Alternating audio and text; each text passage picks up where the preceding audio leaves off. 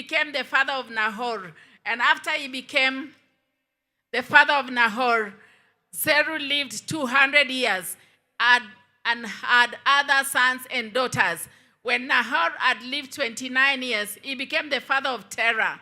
And after he became the father of Terah, Nahor lived 119 years and had other sons and daughters. After Terah had lived 70 years, he became the father of Abram, Nahor, and Haran. This is the account of Terah's family line. Terah became the father of Abram, Nahor, and Haran. And Haran became the father of Lot. While his father Terah was still alive, Haran died in Ur of the Chaldeans, in the land of his birth. Abram and Nahor both married. The name of Abram's wife was Sarai, and the name of Nahor's wife was Milcah. She was the daughter of Haran, the father of both Milcah and Iscah. Now Sarai was childless because she was not able to conceive. Terah took his son Abraham, his grandson Lot, son of Haran, and his daughter-in-law Sarai, the wife of his son Abraham, and together they set out from Ur of the Chaldeans to go to Canaan. But when they came to Haran, they settled there. Terah lived 205 years, and he died in Haran.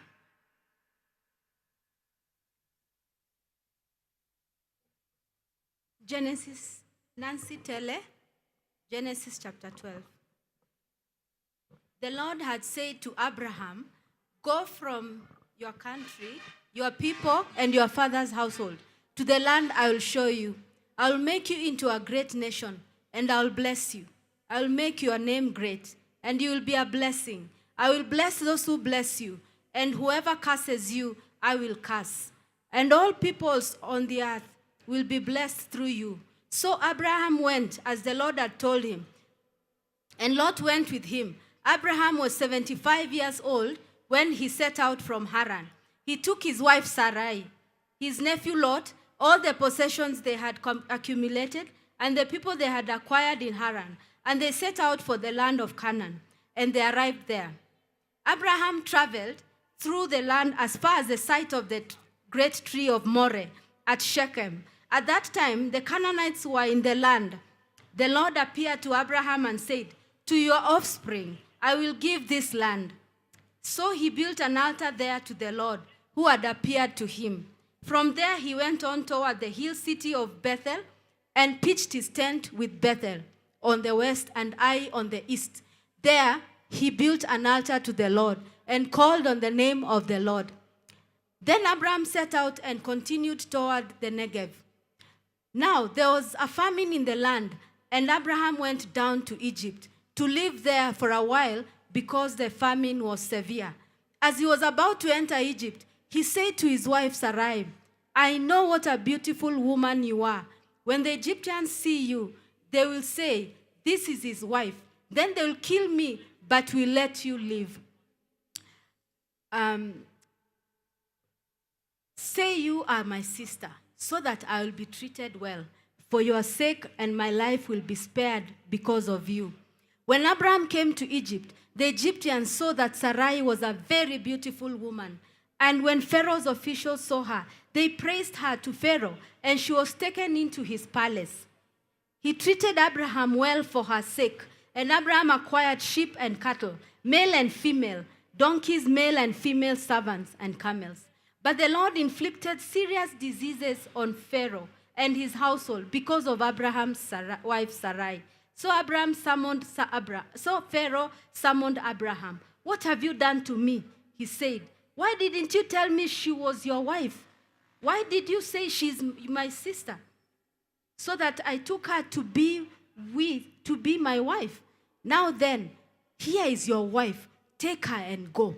Then Pharaoh gave orders about Abraham to his men, and they sent him on his way with his wife and everything he had.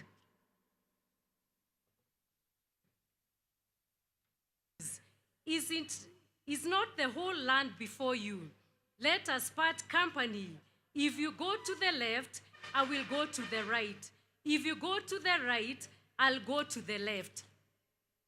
Lot looked around and saw that The whole plain of Jordan towards Zoar was well watered, like the garden of the Lord, like the land of Egypt. This was before the Lord destroyed Sodom and Gomorrah. So Lot chose for himself the whole plain of the Jordan and set out towards the east. The two men parted company. Abraham lived in the land of Canaan, while Lot lived among the cities of the plain and pitched his tent near Sodom.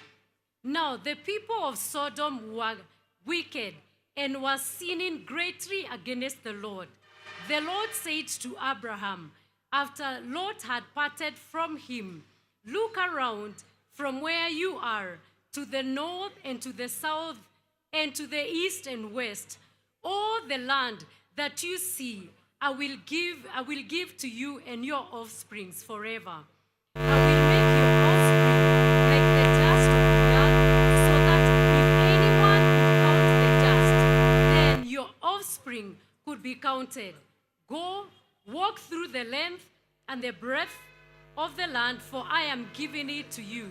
So Abraham went to live near the great tree of Mamre and at Hebron, where between his tents, there he built an altar to the Lord.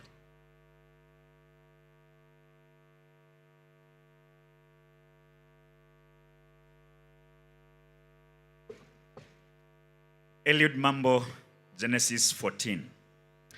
At the time when Amraphel was king of Shinar, Arioch, king of Elasa, Kedorlaomer, king of Elam, and Tidal, king of Goyim, these kings went to war against Bera, king of Sodom, Bishal, king of Gomorrah, Shinab, king of Admar, Shemeber, king of Zoboyim, and the king of Bela, that is Zor. All these latter kings joined forces in the valley of Siddim, that is the Dead Sea Valley. For 12 years they had been subject to Kedorlaomer, but in the 13th year they rebelled.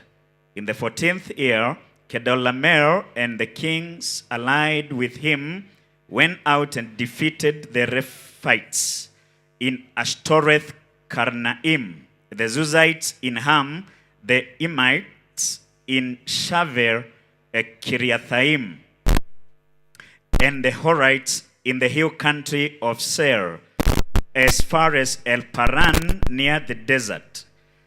Then they turned back and went to En-Mishpat, that is the Kadesh, and they conquered the old territory of the Amalekites, as well as the Amorites who were living in Hazazon Tamar. Then the king of Sodom, the king of Gomorrah, the king of Admar, the king of Zeboyim, and the king of Bela, that is Zor, marched out and drew up their battle lines in the valley of Siddim against Kedorlaomer, king of Elam, Tidal, king of Goyim, Amraphel, king of Shinar, and Arioch, king of Elasa, 4 kings against 5. Now the valley of Siddim was full of tar pits, and when the kings of Sodom and Gomorrah fled, some of the men fell into them, and the rest fled to the hills. The 4 kings seized all the goods of Sodom and Gomorrah and all their food. Then they went away. They also carried off Abram's nephew Lot and his possessions, since he was living in Sodom. A man who had escaped came and reported this to Abraham the Hebrew. Now Abraham was living near the great trees of Mamre, the Amorite, a brother of Eshcol and Anar, all of whom were allied with Abram.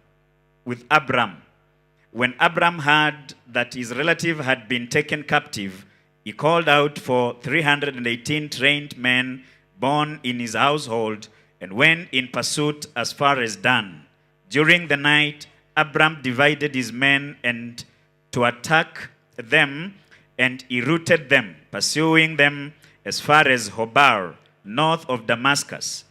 He recovered all the goods and brought back his relative Lot and his possessions, together with the women and the other people.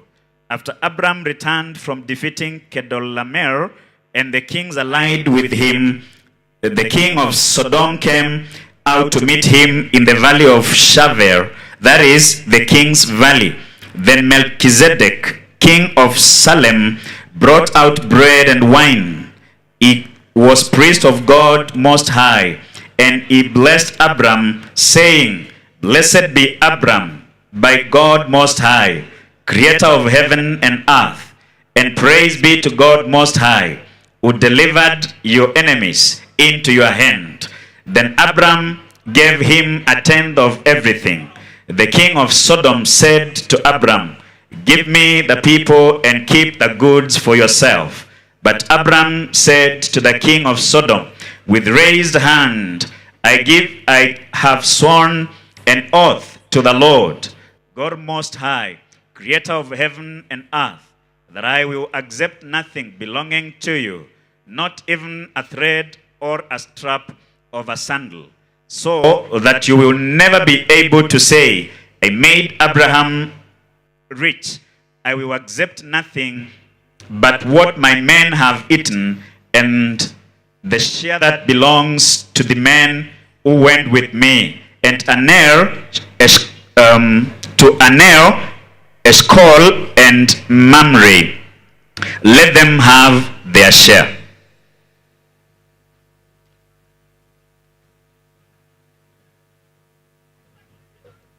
Stacy Cherotich, Genesis chapter 15. After this, the word of the Lord came to Abram in a vision. Do not be afraid, Abram. I am your shield, your very great reward. But Abram said, Sovereign Lord, what can you give me since I remain childless? And the one who will inherit my estate is Eliezer of Damascus. And Abram said, You have given me no children, so a servant in my household will be my heir. Then the word of the Lord came to him, This man will not be your heir, but a son who is your own flesh and blood will be your heir. He took him outside and said, Look up at the sky and count the stars. If indeed you can count them, then he said to him, So shall your offspring be. Abram believed the Lord, and he credited it to him as righteousness. He also said to him, I am the Lord who brought you out of Ur of the Chaldeans to give you this land to take possession of it.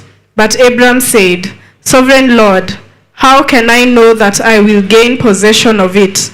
So the Lord said to him, Bring me a heifer, a goat, and a ram, each 3 years old, along with a dove and a young pigeon.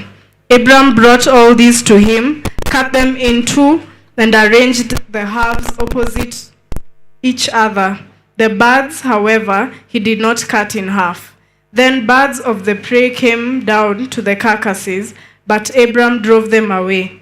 As the sun was setting, Abram fell into a deep sleep, and a thick and dreadful darkness came over him. Then the Lord said to him, Know for certain that for 400 years your descendants will be strangers in a country not their own, and that they will be enslaved and mistreated there. But I will punish the nations they serve as slaves, and afterward they will come out with great possessions. You, however, will go to your ancestors in peace and be buried at a good old age. In the 4th generation, your descendants will come back here, for the sin of the Amorites has not yet reached to its full measure. When the sun had set and darkness had fallen, a smoking firepot with a blazing torch appeared and passed between the pieces.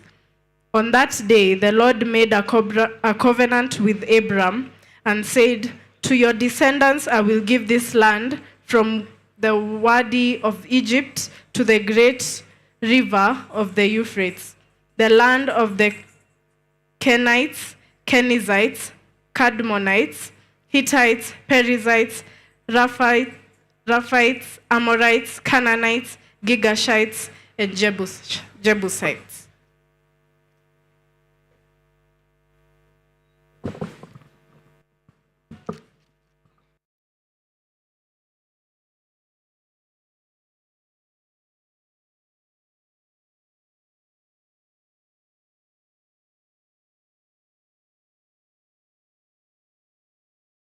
Now Sarai, Abram's wife, had borne him no children, but she had an Egyptian slave named Hagar. So she said to Abram, "The Lord has kept me from having children. Go sleep with my slave. Perhaps I can build a family through her." Abram agreed to what Sarai had said. So after Abram had been living in Canaan 10 years, Sarai, his wife, took her Egyptian slave Hagar and gave her to her husband to be his wife. He slept with Hagar and she conceived. When she knew she was pregnant, she began to despise her mistress. Then Sarai said to Abram, "You are responsible for the wrong I am suffering. I put my slave in your arms, and now that she knows she is pregnant, she despises me. May the Lord God judge between you and me. Your slave is in your hands." Abram said, "Do with her whatever you think best." Then Sarai mistreated Hagar, so she fled from her. The angel of the Lord found Hagar near a spring in the desert. It was the spring that is beside the road of Shur. And he said, "Hagar, slave of Sarai, where have you come from and where are you going?" "I'm running away from my mistress Sarai," she answered. Then the angel of the Lord told her, "Go back to your mistress and submit to her." The angel added, "I will increase your descendants so much that they will be too numerous to count." The angel of the Lord also said to her, "You are now pregnant, and you will give birth to a son. You shall name him Ishmael, for the Lord has heard of your misery. He will be a wild donkey of a man. His hand will be against everyone, and everyone's hand will be against him. And he will live in hostility towards all his brothers." She gave this name to the Lord who spoke to her, "You are the God who sees me." For she said, "I have now seen the one who sees me." That is why the well was called Ber Lahai Roi.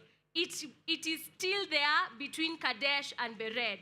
So Hagar bore Abraham a son, and Abram gave the name Ishmael to the son she had born. Abram was 86 years old when Hagar bore him Ishmael.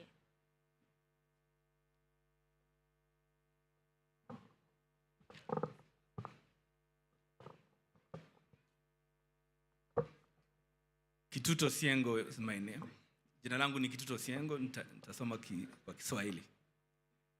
Abrahamu alipokuwa mtu wa miaka 99, Bwana akamtokea Abrahamu, akamwambia, "Mimi ni Mungu Mwenyezi, uende mbele yangu, ukawe mkamilifu. Nami nitafanya agano langu kati ya mimi na wewe, nami nitakuzidishia sana sana." Abrahamu akaanguka kifudifudi. Mungu akamwambia, akasema, "Mimi agano langu nimefanya nawe, nawe utakuwa baba wa mataifa mengi. Wala jina lako hutaitwa tena Abramu, lakini jina lako litakuwa Ibrahimu, kwani nimekuweka uwe baba wa mataifa mengi. Nitakufanya uwe na uzao mwingi sana, nami nitakufanya kuwa mataifa, na wafalme watatoka kwako. Agano langu nitalifanya imara kati ya mimi na wewe na uzao wako baada yako na vizazi vyao kuwa agano la milele, kwamba nitakuwa Mungu kwako na kwa uzao wako baada yako. Nami nitakupa wewe na uzao wako baada yako nchi hii unayoikaa ugeni, nchi yote ya Kanani kuwa milki ya milele, nami nitakuwa Mungu wao. Mungu akamwambia Ibrahimu, nawe ulishike agano langu, wewe na uzao wako kwa vizazi vyao baada yako. Hili ndilo agano langu utakalolishika kati ya mimi na wewe na uzao wako baada yako. Kila mwanamume wa kwenu atatahiriwa. Matahiriwa nyama ya magovi yenu. Mtatahiriwa nyama ya magovi yenu. Na jambo hilo litakuwa ishara ya agano kati ya mimi na nyinyi. Mtoto wa siku 8 atatahiriwa kwenu. Kila mwanamume katika vizazi vyenu, mzaliwa nyumbani na mnunuliwa kwa fedha, kila mgeni asiyekuwa wa uzao wako, mzaliwa wa nyumbani mwako na mnunuliwa kwa fedha yako, lazima atahiriwe, na agano langu litakuwa katika mwili wenu kuwa agano la milele. Na mwanamume mwenye govi asiyetahiriwa nyama ya govi lake, mtu yule atatengwa na watu wake, amelivunja agano langu. Mungu akamwambia Ibrahimu, Sarai mkeo hutamwita jina lake Sarai, kwa kuwa jina lake litakuwa Sara. Nami nitambariki na tena nitakupa mwana kwake. Naam, nitambariki, naye atakuwa mama wa mataifa, na wafalme wa kabila za watu watatoka kwake.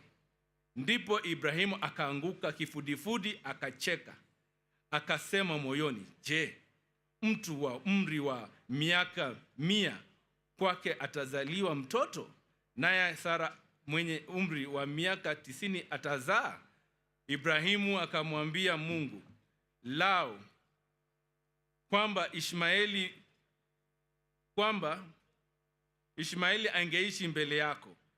Mungu akasema, sivyo, lakini Sara mkeo atakuzalia mwana wa kiume, nawe utamwita jina lake Isaka. Nami nitafanya agano langu imara kwake kuwa agano la milele kwa ajili ya uzao wake baada yake. Na kwa habari za Ishmaeli nimekusikia, nimembariki, nitamzidisha, nami nitamwongeza sana sana. Atazaa maseyidi 12, nami nitamfanya awe taifa kuu. Bali agano langu nitalifanya imara kwa Isaka, ambaye Sara atakuzalia majira kama haya mwaka ujao. Mungu akaacha kusema naye, akapanda kutoka kwa Ibrahimu. Ibrahimu akamtwaa Ishmaeli mwanawe na wote waliozaliwa nyumbani mwake na wote walionunuliwa kwa fedha yake, wanaume wote watu wa nyumba ya Ibrahimu, akawatahiri nyama ya magovi yao siku ile ile kama Mungu alivyomwambia. Naye Ibrahimu alikuwa mwenye umri wa miaka 99 alipotahiriwa nyama ya govi lake, na Ishmaeli mwanawe alikuwa mtu wa miaka 13 alipotahiriwa nyama ya govi lake. Siku ile ile akatahiriwa Ibrahimu na Ishmaeli mwanawe, na watu wote wa nyumba yake, wazaliwa nyumbani na wanunuliwa kwa fedha katika mkono wa mgeni, wakatahiriwa pamoja naye.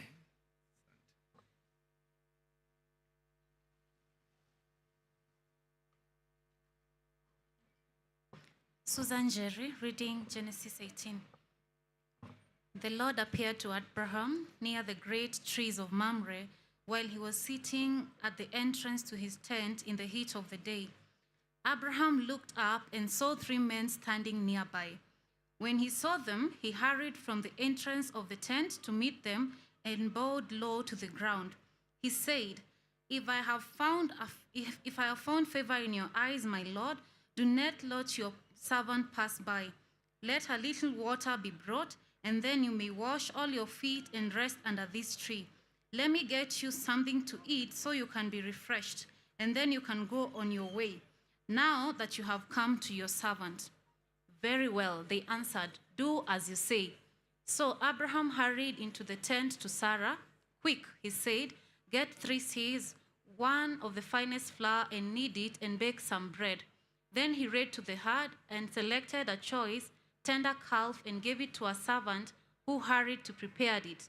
He then brought some curds and milk and the calf that had been prepared and set before them. While they ate, he stood near them under a tree. Where is your wife Sarah? They asked him. There in the tent, he said. Then one of them said, I will surely return to you about this time next year, and Sarah your wife will have a son. Now Sarah was listening at the entrance to the tent, which was behind him. Abraham and Sarah were already very old, and Sarah was past the age of childbearing. So Sarah laughed to herself as she thought, after I am worn out and my Lord is old, will I now have this pleasure?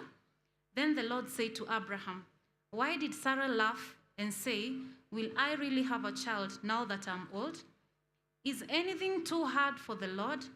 I will return to you at the appointed time next year, and Sarah will have a son. Verse 15, Sarah was afraid, so she lied and said, I did not laugh. But he said, yes, you did laugh. When the men got up to leave, they looked down towards Sodom, and Abraham walked along with them to see them on their way.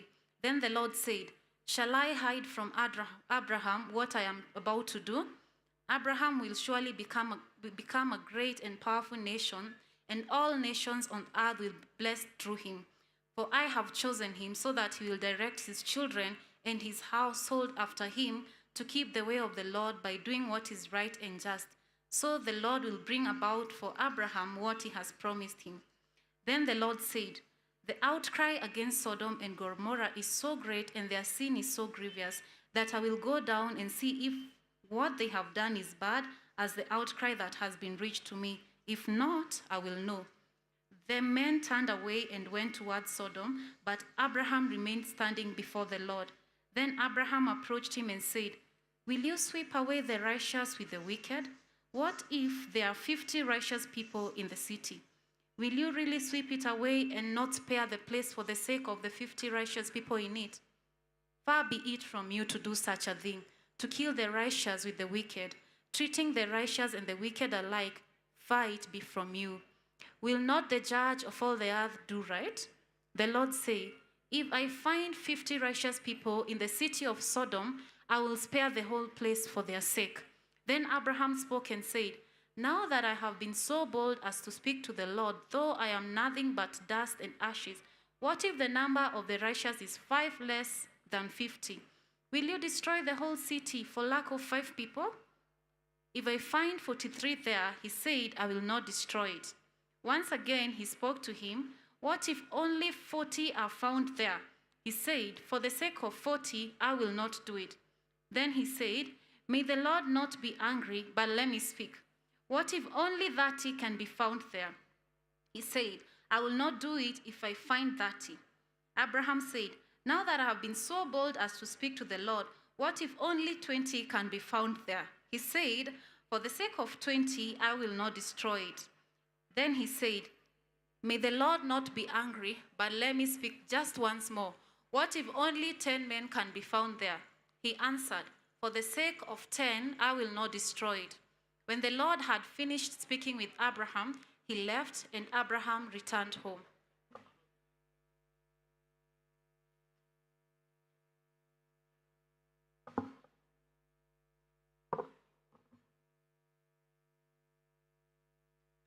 Tony Omondi, Genesis chapter 19. The 2 angels arrived at Sodom in the evening, and Lot was sitting in the gateway of the city. When he saw them, he got up to meet them and bowed down with his face to the ground. My lords, he said, please turn aside to your servant's house. You can wash your feet and spend the night and then go on your way early in the morning. No, they answered, we will spend the night in the square. But he insisted so strongly that they did go with him and entered his house. He prepared a meal for them, baking bread without yeast, and they ate. Before they had gone to bed, all the men from every part of the city of Sodom, both young and old, surrounded the house. They called to Lot, where are the men who came to you tonight? Bring them out to us so that we can have sex with them. Lot went outside to meet them and shut the door behind him and said, no, my friends, don't do this wicked thing. Look, I have 2 daughters who have never slept with a man. Let me bring them out to you, and you can do what you like with them. But don't do anything to these men, for they have come under the protection of my roof. Get out of our way, they replied. This fellow came here as a foreigner, and now he wants to play the judge. We'll treat you worse than them. They kept bringing pressure on Lot and moved forward to break down the door. But the men inside reached out and pulled Lot back into the house and shut the door. Then they struck the men who were at the door of the house, young and old, with blindness, so that they could not find the door. The 2 men said to Lot, do you have anyone else here, sons-in-law, sons or daughters, or anyone else in the city who belongs to you? Get them out of here, because we are going to destroy this place. The outcry to the Lord against its people is so great that he has sent us to destroy it. So Lot went out and spoke to his sons-in-law, who were pledged to marry his daughters. He said, hurry and get out of this place, because the Lord is about to destroy the city. But his sons-in-law thought he was joking. With the coming of dawn, the angels urged Lot, saying, hurry, take your wife and your 2 daughters who are here, or you will be swept away when the city is punished. When he hesitated, the man grasped his hand and the hands of his wife and of his 2 daughters and led them safely out of the city, for the Lord was merciful to them. As soon as they had brought them out, one of them said, flee for your lives. Do not look back and don't stop anywhere in the plain. Flee to the mountains, or you will be swept away. But the Lord said to them, no, my lords, please, your servant has found favor in your eyes, and you have shown great kindness to me in sparing my life. But I can't flee to the mountains. This disaster will overtake me, and I will die. Look, here is a town near enough to run to, and it is small. Let me flee to it. It's very small, isn't it? Then my life will be spared. He said to him, very well, I will grant this request too. I will not overthrow the town you speak of, but flee there quickly, because I cannot do anything until you reach it. That is why the town was called Zoar. By the time Lot reached Zoar, the sun had risen over the land. Then the Lord rained down burning sulfur on Sodom and Gomorrah from the Lord out of the heavens. Thus he overthrew those cities and the entire plain, destroying all those living in the cities and also the vegetation in the land. But Lot's wife looked back, and she became a pillar of salt. Early the next morning, Abraham got up and returned to the place where he had stood before the Lord.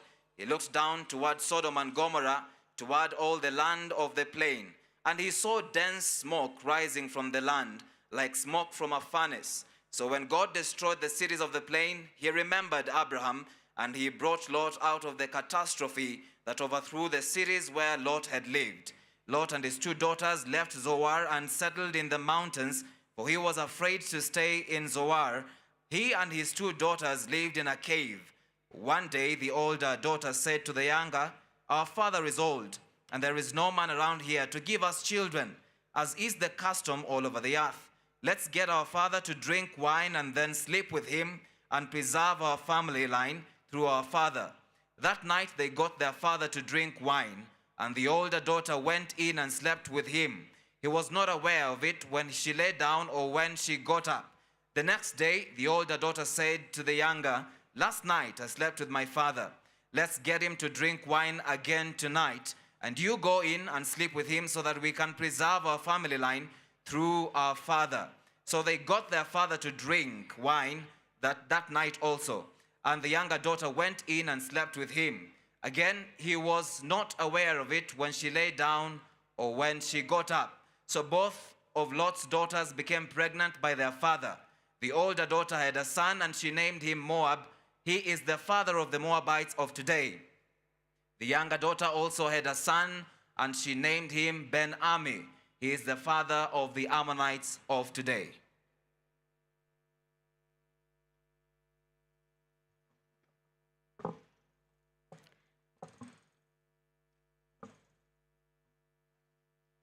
Esther and Ruth, Genesis chapter 20. Now Abraham moved on from there into the region of the Negev and lived between Kadesh and Shur. For a while he stayed in Gerar, and there Abraham said to his wife Sarah, "She is my sister." Then Abimelech, king of Gerar, sent for Sarah and took her. But God came to Abimelech in a dream one night and said to him, "You are as good as dead because of the woman you have taken. She's a married woman." Now Abimelech had not gone near her. So he said, "Lord, will you destroy an innocent nation? Did he not say to me, 'She is my sister'? And didn't she also say, 'He is my brother'? I have done this with a clear conscience and clean hands." Then God said to him in the dream, "Yes, I know you did this with a clear conscience, and so I have kept you from sinning against me. That is why I did not let you touch her. Now return the man's wife, for he is a prophet, and he will pray for you, and you will live. But if you do not return her, you may be sure that you and all who belong to you will die." Early the next morning, Abimelech summoned all his officials, and when he told them all that had happened, they were very much afraid. Then Abimelech called Abraham in and said, "What have you done to us? How have I wronged you that you have brought such great guilt upon me and my kingdom? You have done things to me that should never be done." And Abimelech asked Abraham, "What was your reason for doing this?" Abraham replied, "I said to myself, there's surely no fear of God in this place, and they will kill me because of my wife. Besides, she really is my sister, the daughter of my father, though not of my mother, and she became my wife. And when God had me wander from my father's household, I said to her, 'This is how you can show your love to me. Everywhere we go, say of me, he is my brother.' Then Abimelech brought sheep and cattle and male and female slaves and gave them to Abraham, and he returned Sarah his wife to him. And Abimelech said, 'My land is before you. Live wherever you like.' To Sarah he said, I am giving your brother 1,000 shekels of silver, this to cover the offense against you before all who are with you. You are completely vindicated." Then Abraham prayed to God, and God healed Abimelech, his wife, and his female slaves so they could have children again. For the Lord had kept all the women in Abimelech's household from conceiving because of Abraham's wife, Sarah.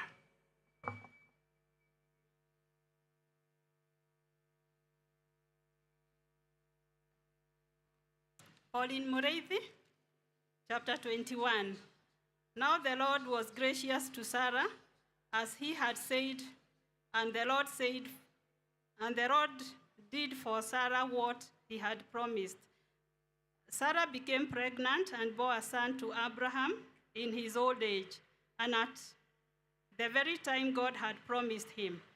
Abraham gave the name Isaac to his son Sarah bore him. When his son Isaac was 8 years old, Abraham circumcised him, and as God commanded him. Abraham was 100 years old when his son Isaac was born to him. Sarah said, "God has brought me laughter, and everyone who hears about this will laugh with me." And she added, "Who would have said to Abraham that Sarah would nurse children? Yet I have bore him a son in his old age." The child grew and was weaned, and on the day Isaac was weaned, Abraham held a great feast. But Sarah saw that the son whom Hagar the Egyptian had borne to Abraham was mocking, and she said to Abraham, "Get rid of that slave woman and her son, for that woman's son will never share in the inheritance with my son Isaac." The matter distressed Abraham greatly, because it concerned his son. But God said to him, "Do not be so distressed about the boy and your servant and your slave woman. Listen to whatever Sarah tells you, because it is through Isaac that your offspring will be reckoned, and I will make the son of your slave into a nation also, because he is your offspring." Early in the next morning, Abraham took some food and a skin of water and gave them to Hagar. He set them on his shoulders, and then sent her off with the boy. She went on with her away and wandered in the desert of Bathsheba. When the water in the skin was gone, she put the boy under one of the bushes. Then she went off and sat down about a bow shot away. For she thought, "I cannot watch the boy die." And as she sat there, she began to sob. God heard the boy's cry, and the angel of the Lord called to Hagar from heaven and said to her, "What is the matter, Hagar? Do not be afraid. God has heard the cry of he as he lies there. Lift the boy up and take him up by the hand, for I will make him into a great nation." The Lord opened her eyes, and she saw the well of water. So she went and filled the skin with the water and gave the boy a drink. God was with the boy as he grew up. He lived in the desert and became Anak. While he was living in the desert of Paran, his mother got a wife for him from Egypt. At that time, Abimelech and the Philco, the commander of his forces, said to Abraham, "God is with you in everything you do. Now swear to me here before God that you will not deal falsely with me and my children or my descendants. Show to me the country where you now reside as a foreigner, the same kindness I have shown to you." Abraham said, "I swear it." Then Abraham complained to Abimelech about the well of the water that Abimelech's servants had seized. But Abimelech said, "I do not know who has done this. You did not tell me, and I heard about it only today." So Abraham brought sheep and cattle and gave them to Abimelech, and the two men made a treaty. Abraham set apart 7 with lambs for the flock, and Abimelech asked Abraham, "What is the meaning of these 7 rams you have set apart by themselves?" He replied, "Accept these 7 lambs for my hand as a witness that I dug this well." So that place was called Beersheba, because the two men saw a north there. After the treaty had been made at Beersheba, Abimelech and Philco, the commander of his armies, returned to the land of the Philistines. Abraham planted a tamarisk tree in Beersheba, and there he called on the name of the Lord, the eternal God. And Abraham stayed in the land of the Philistines for a long time.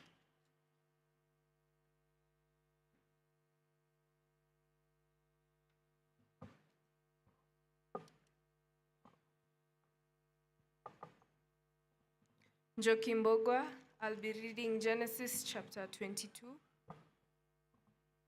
Sometime later, God tested Abraham. He said to Abraham, "Here I am." He replied.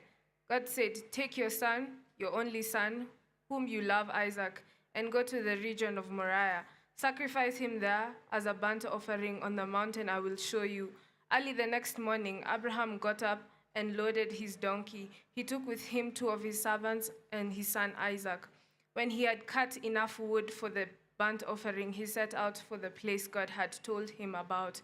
On the 3rd day, Abraham looked up and saw the place in the distance. He said to his servants, "Stay here with the donkey while I and my boy go over there. We will worship and then we will come back to you." Abraham took the wood for the burnt offering and placed it on his son Isaac, and he himself carried the fire and the knife. As 2 of them went together, Isaac spoke up and said to his father Abraham, "Father." "Yes, my son," Abraham replied. "The fire and wood are here." Isaac said, "But where is the lamb for the burnt offering?" Abraham answered, "God himself will provide the lamb for the burnt offering, my son." And the 2 of them went on together. When they reached the place God had told him about, Abraham built an altar there and arranged the wood on it.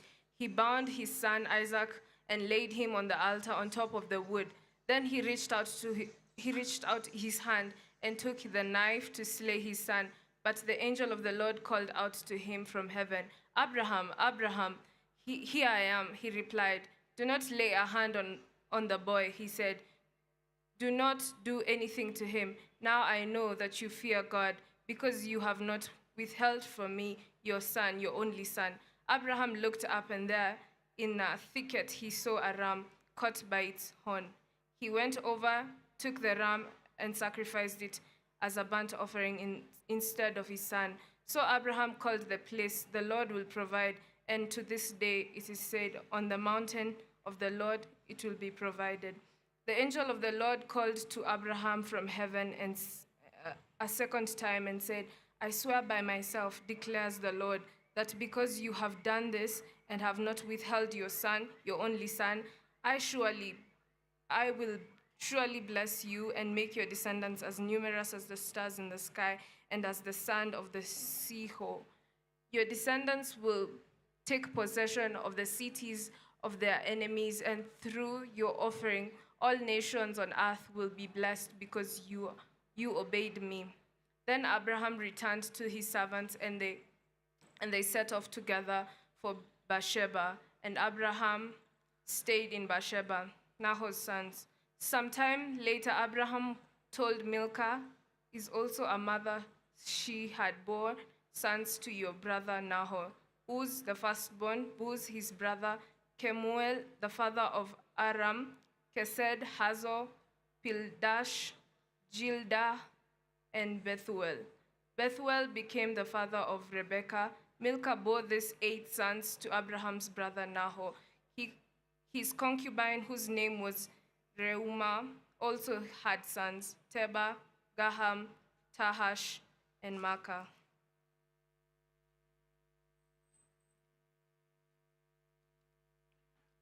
Bwana Daniel, nitasoma Mwanzo mlango wa 23. Basi umri wake Sara ulikuwa miaka 127, ndio umri wake Sara.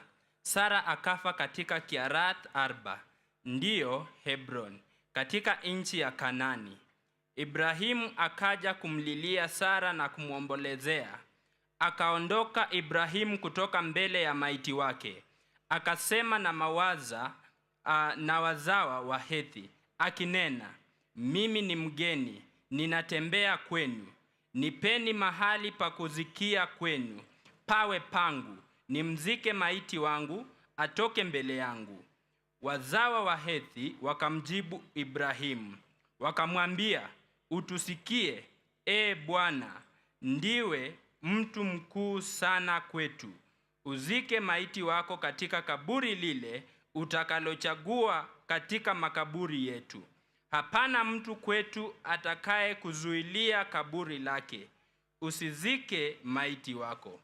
Ibrahimu akaondoka, akainama mbele ya watu wa nchi, mbele ya hao wazawa wa Hethi. Naye akazungumza nao akisema, ikiwa nia yenu ni mzike maiti wangu, atoke mbele yangu. Msikie mkaniombee kwa Efroni bin Sahori, ili kwamba anipe pango ya Makpela iliyo katika mpaka wa shamba lake, na anipe kwa kima kilicho kamili katikati yenu, iwe milki yangu ya kuzikia. Basi Efroni alikuwa akiketi kati ya wazawa wa Hethi. Efroni Mhiti akamjibu Ibrahimu, na wazawa wa Hethi wanasikiliza hata watu wote waingiao mlango wa mji wake, akisema, sivyo bwana wangu, unisikilize. Lile shamba nakupa, na pango iliomo nakupa. Mbele ya wana wa watu wangu nakupa, uzike maiti wako. Ibrahimu akainama mbele ya watu wa nchi, akamwambia Efroni, na watu wa nchi wanasikiliza, akisema, tafadhali unisikilize. Nitatoa kima cha shamba, nawe ukipokee kwangu, nami nitamzikia humu maiti wangu. Efroni akamjibu Ibrahimu, akamwambia, bwana wangu, unisikilize. Sehemu ya nchi ambayo thamani yake ni shekeli za fedha 400. Ni nini hii baina yako na yangu? Basi uzike maiti wako. Ibrahimu akakubali maneno ya Efroni. Ibrahimu akampimia Efroni ile fedha aliyotaja masikioni mwa wazao wa Hethi, shekeli za fedha 400, shekeli za fedha 400 za namna inayotumika na wenye biashara. Basi shamba la Efroni lililokuwa katika Makpela kuelekea Memre, shamba na pango iliyokuwemo, na miti yote iliyokuwemo shambani, ilikuwa katika mipaka yake pande zote. Vyote vilianikishwa kuwa mali yake Ibrahimu, mbele ya wazao wa Hethi, mbele ya watu wote waingiao katika mlango wa mji wake. Basi baada ya hayo, Ibrahimu akamzika Sera mkewe katika pango ya shamba la Makpela kuelekea Mamre, ndiyo Hebroni, katika nchi ya Kanani, na lile shamba na pango iliomo iliyakinishwa kuwa mali ya Ibrahimu na wazawa wa Hethi, kuwa mahali pa kuzikia.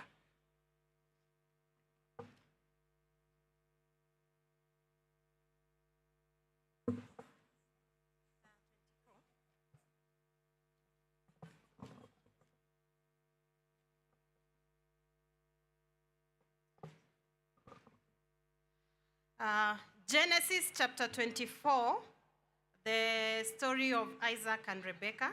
My name is Vera Akinyi. Abraham was now very old, and the Lord had blessed him in every way. He said to the senior servant in his household, the one in charge of all that he had, put your hand under my thigh. I want you to swear by the Lord, the God of heaven and the God of earth, that you will not get a wife for my son from the daughters of the Canaanites, among whom I am living, but will go to my country and my own relatives and get a wife for my son Isaac. The servant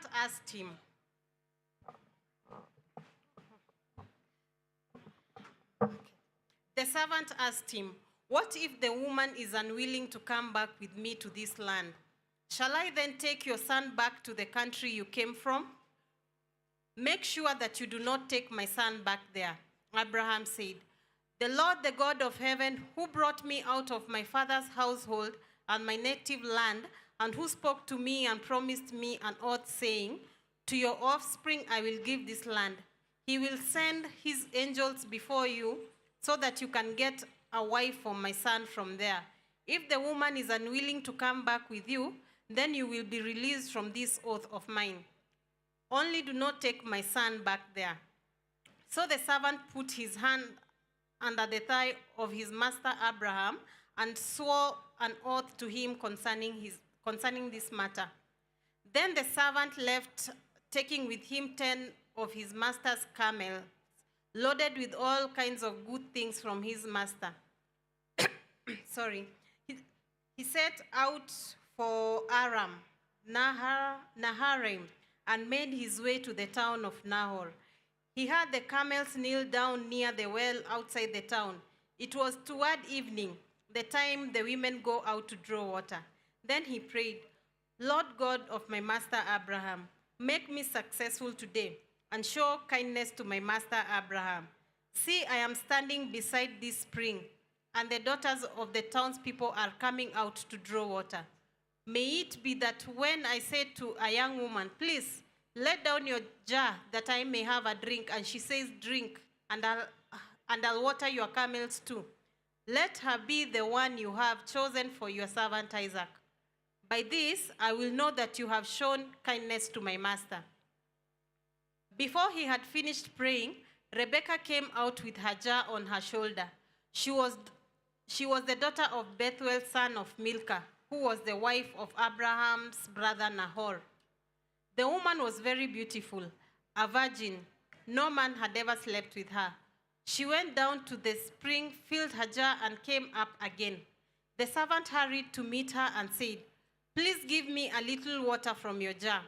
"Drink, my lord," she said, and quickly lowered the jar to her hands and gave him a drink. After she had given him a drink, she said, "I'll draw water for your camels too, until they have had enough to drink." So she quickly emptied her jar into the trough, ran back to the well to draw more water, and drew enough for all his camels. Without saying a word, the man watched her closely to learn whether or not the Lord had made his journey successful. When the camels had finished drinking, the man took out a gold nose ring weighing a beaker and 2 gold bracelets weighing 10 shekels. Then he asked, "Whose daughter are you? Please tell me, is there room in your father's house for us to spend the night?" She answered, "I am the daughter of Bethuel, the son that Milcah bore to Nahor." And she added, "We have plenty of straw and fodder, as well as room for you to spend the night." Then the man bowed down and worshipped the Lord, saying, "Praise be to the Lord, the God of my master Abraham, who has not abandoned his kindness and faithfulness to my master. As for me, the Lord has led me on the journey to the house of my master's relatives." The young woman ran and told her mother's household about these things. Now Rebekah had a brother named Laban, and he hurried out to the man at the spring. As soon as he had seen the nose ring and the bracelets on his sister's arms, and heard Rebekah tell what the man said to her, he went out to the man and found him standing by the camels near the spring. "Come, you who are blessed by the Lord," he said. "Why are you standing out here? I have prepared the house and a place for the camels." So the man went to the house, and the camels were unloaded. Straw and fodder were brought for the camels, and water for him and his men to wash their feet. Then food was set before him, but he said, "I will not eat until I have told you what I have to say." "Then tell us," Laban said. So he said, "I am Abraham's servant. The Lord has blessed my master abundantly, and he has become wealthy. He has given him sheep and cattle, silver and gold, male and female servants, and camels and donkeys. My master's wife Sarah has borne him a son in her old age, and he has given him everything he owns. And my master made me swear an oath and said, 'You must not get a wife for my son from the daughters of the Canaanites, in whose land I live, but go to my father's family, to my own clan, and get a wife for my son.' Then I asked my master, 'What if the woman will not come back with me?' He replied, The Lord before whom I have walked faithfully will send his angel with you and make your journey a success, so that you can get a wife for my son from my own clan and from my father's family. You will be released from my oath if when you go to my clan they refuse to give her to you. Then you will be released from my oath. When I came to the spring today, I said, Lord God of my master Abraham, if you will please grant success to the journey on which I have come.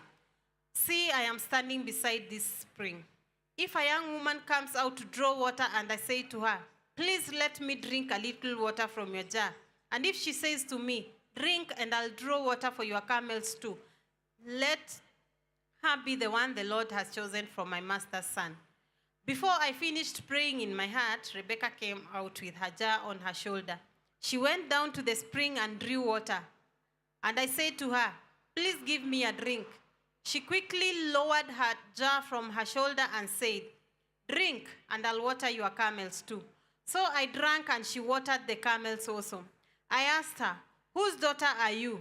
She said, the daughter of Bethel, son of Nahor, whom Milcah bore to him. Then I put the ring in her nose and the bracelets on her arms, and I bowed down and worshipped the Lord. I praised the Lord, the God of my master Abraham, who had led me on the road to get the granddaughter of my master's brother for his son.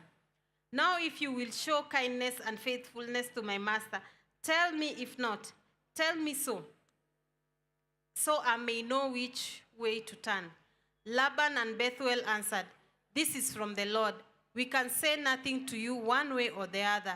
Here is Rebekah. Take her and go, and let her become the wife of your master's son, as the Lord has directed.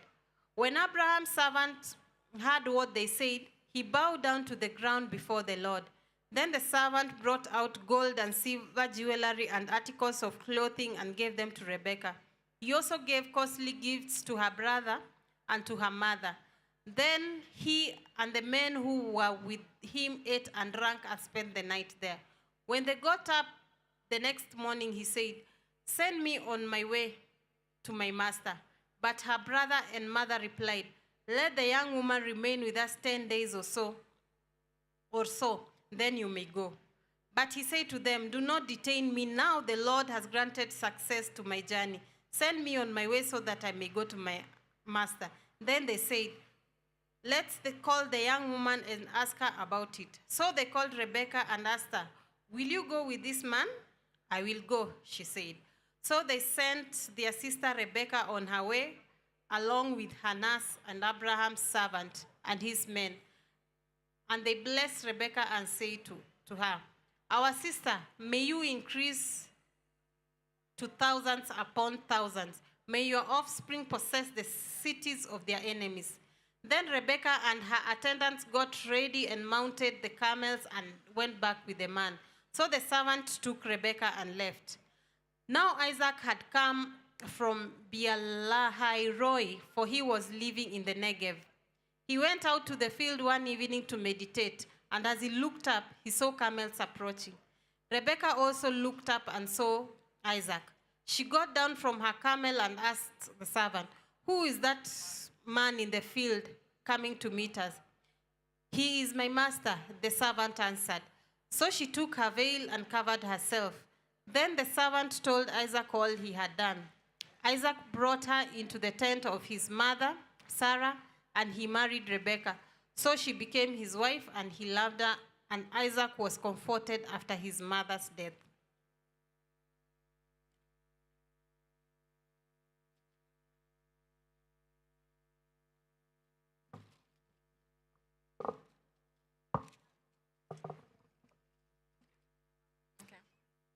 I'm Brenda, Genesis 25. Abraham had taken another wife, whose name was Keturah. She bore him Zimran, Jokshan, Medan, Midian, Ishbak, and Shua. Jokshan was the father of Sheba. Dedan, the descendants of Dedan were the Ashurites, the Letushites, and the Leumites. The sons of Midian were Ephah, Hanok, Abida, and Eldaha. All these were descendants of Keturah. Abraham left everything he owed to Isaac. But while he was still living, he gave gifts to the sons of his concubines and sent them away from his son Isaac to the land of the east. Abraham lived 175 years. Then Abraham breathed his last and died at a good old age, an old man and full of years. And he was gathered to his people. His sons Isaac and Ishmael buried him in the cave of Machpelah near Mamre, in the field of Ephron, son of Zohar the Hittite, the field Abraham had bought from the Hittites. There Abraham was buried with his wife Sarah. After Abraham's death, God blessed his son Isaac, who then lived near Beer-lahai-roi. This is the account of the family line of Abraham's son Ishmael, whom Sarah's slave Hagar the Egyptian bore to Abraham. These are the names of the sons of Ishmael, listed in the order of their birth. Nebaioth, the firstborn of Ishmael, Kedar, Adbil, Mibsam, Mishma, Duma, Massa, Hadad, Tema, Jetur, Naphish, and Kedema. These were the sons of Ishmael, and these are the names of the 12 tribal rulers according to their settlements and camps. Ishmael lived 137 years. He breathed his last and died, and he was gathered to his people. His descendants settled in the area from Havilah to Shur, near the eastern border of Egypt, as you go toward Ashur.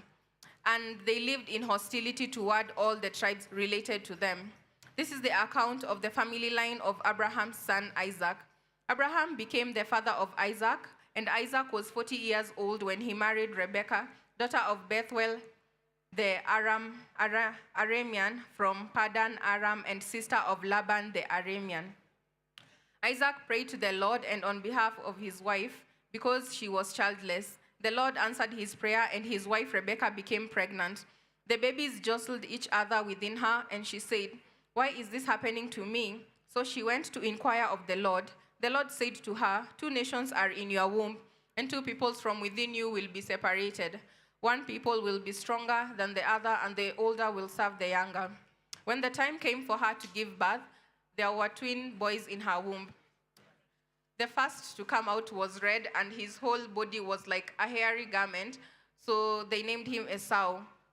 After this, his brother came out with his hand grasping Esau's heel, so he was named Jacob. Isaac was 60 years old when Rebekah gave birth to them. The boys grew up, and Esau became a skillful hunter, a man of the open country, while Jacob was content to stay at home among the tents. Isaac, who had a taste for wild game, loved Esau, but Rebekah loved Jacob.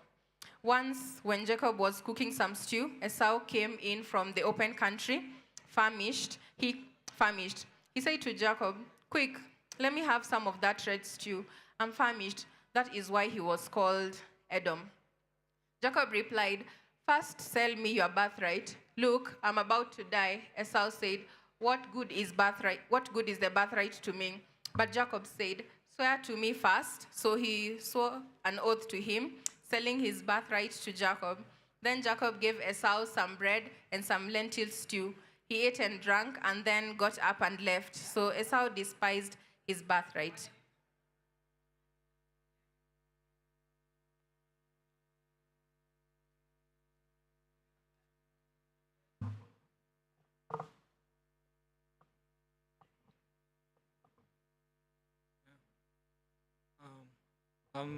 Brian Dungo, Genesis chapter 26.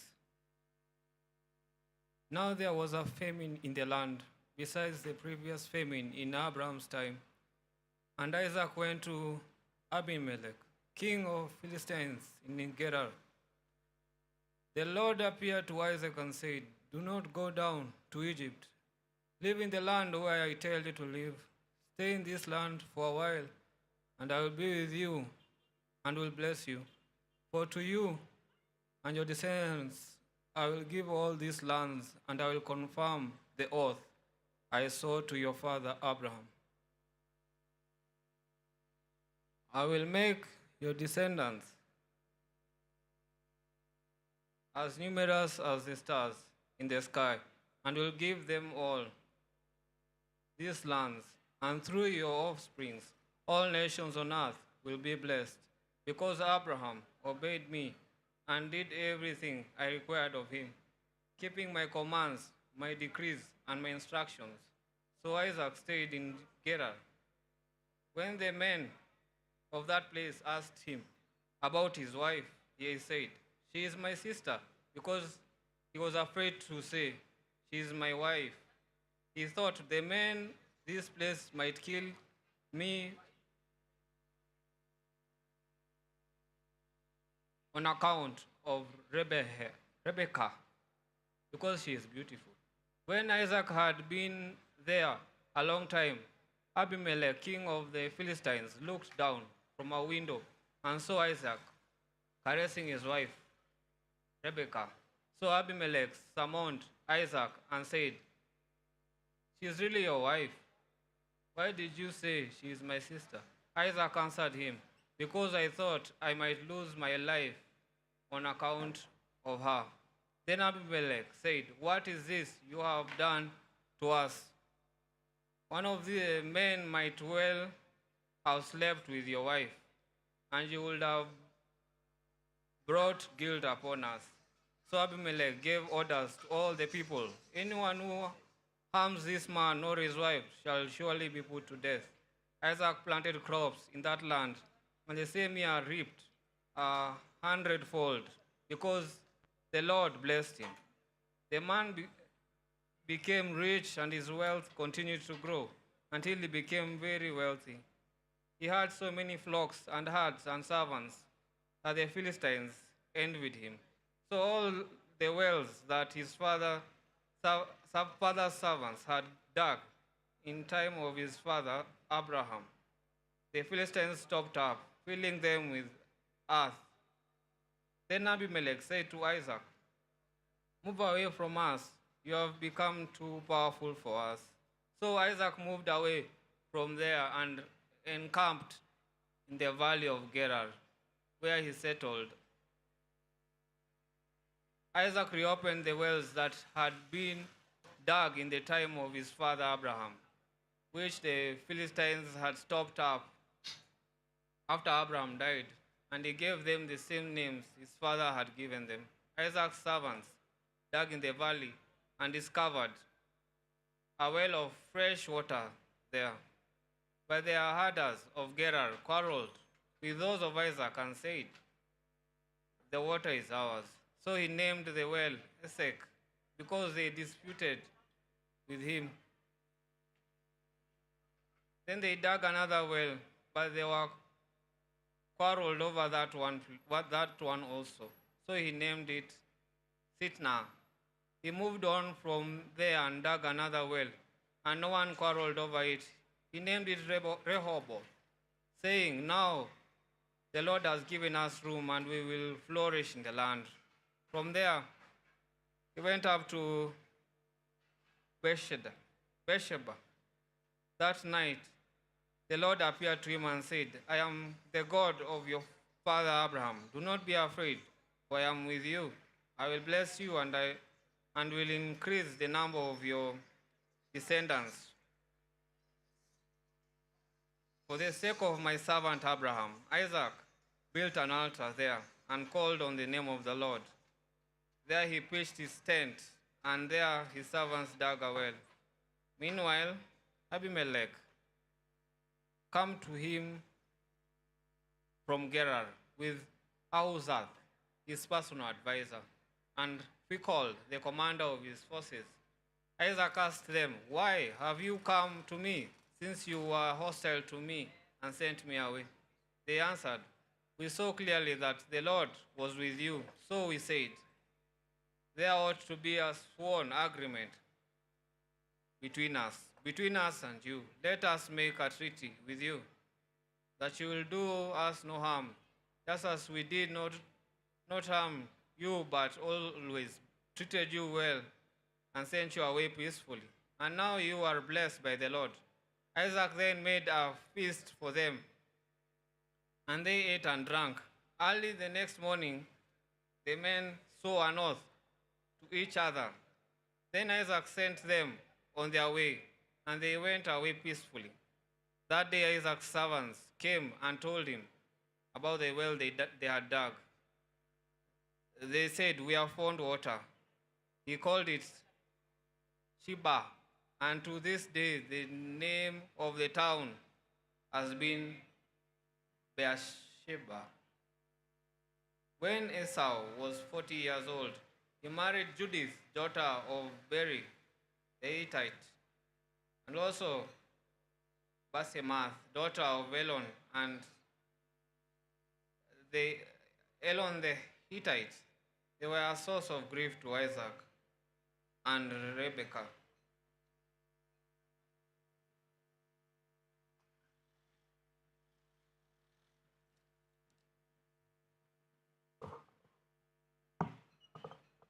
Judy Nyawera, reading Genesis chapter 27. When Isaac was old and his eyes were so weak that he could no longer see, he called for Esau, his older son, and said to him, "My son, here I am." He answered, "Isaac." Isaac said, "I am now an old man and don't know the day of my death. Now then, get your equipment, your quiver and bow, and go out to the open country to hunt some wild game for me. Prepare me the kind of tasty food I like and bring it to me to eat, so that I may give you my blessings before I die."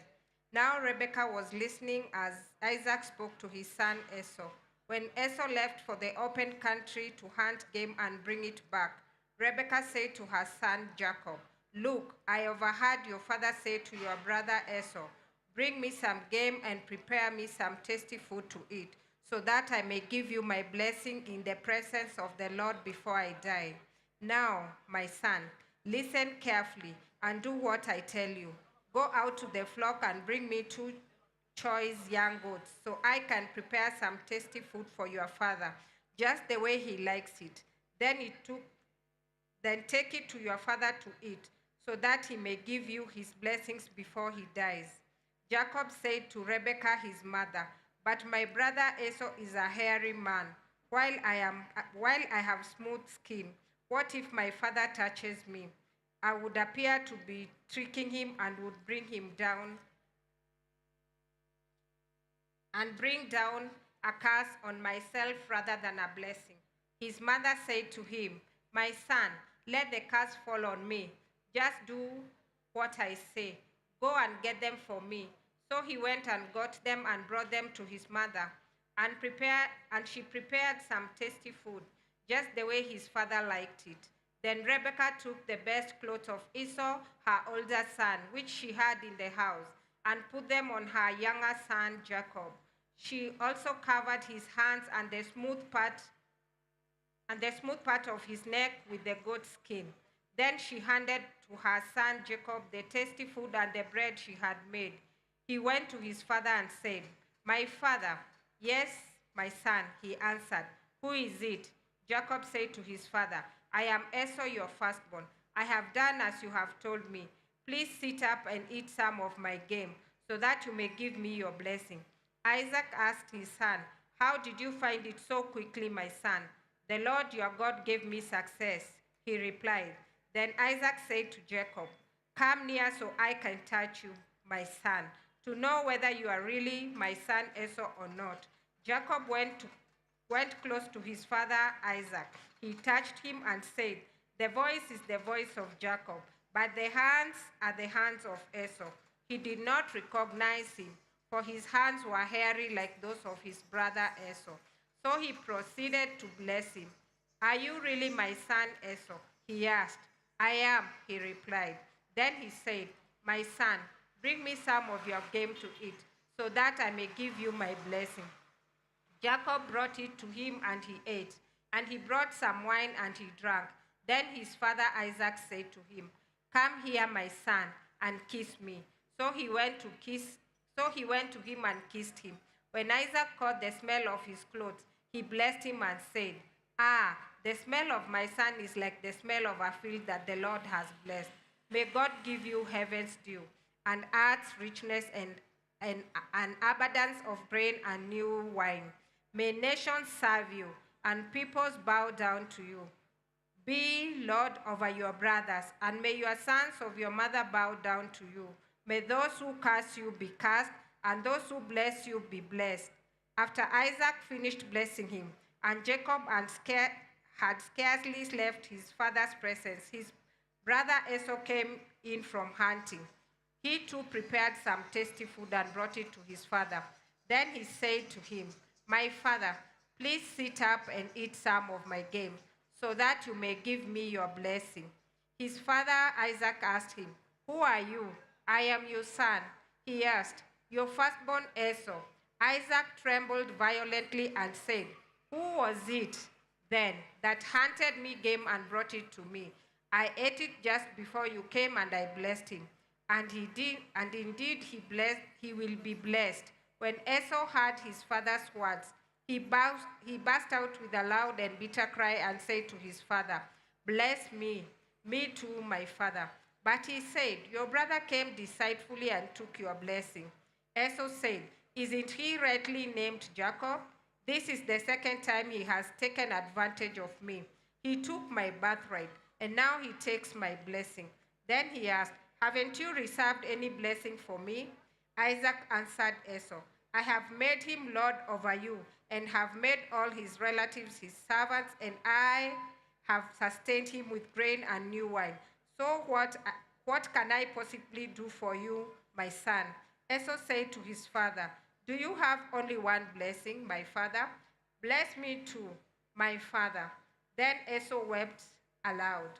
His father Isaac answered, "Your dwelling will be away from the earth's richness, away from the dew of heaven above. You will live by the sword, and you will serve your brother. But when you grow restless, you will throw his yoke from off your neck."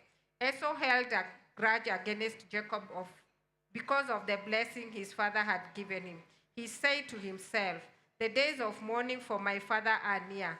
Then I will kill my brother Jacob." When Rebekah was told what his older son Esau had said, she sent for her younger son Jacob and said to him, "Your brother Esau is planning to avenge himself by killing you. Now then, my son, do what I say. Flee at once to my brother Laban in Haran. Stay with him for a while until your brother's fury subsides. When your brother is no longer angry with you and forgets what you did to him, I'll send you word for you to come back from there. Why should I lose both of you in one day?" Then Rebekah said to Isaac, "I'm disgusted with living because of these Hittite women. If Jacob takes a wife from among the women of this land, from Hittite women like this, my life will not be worth living."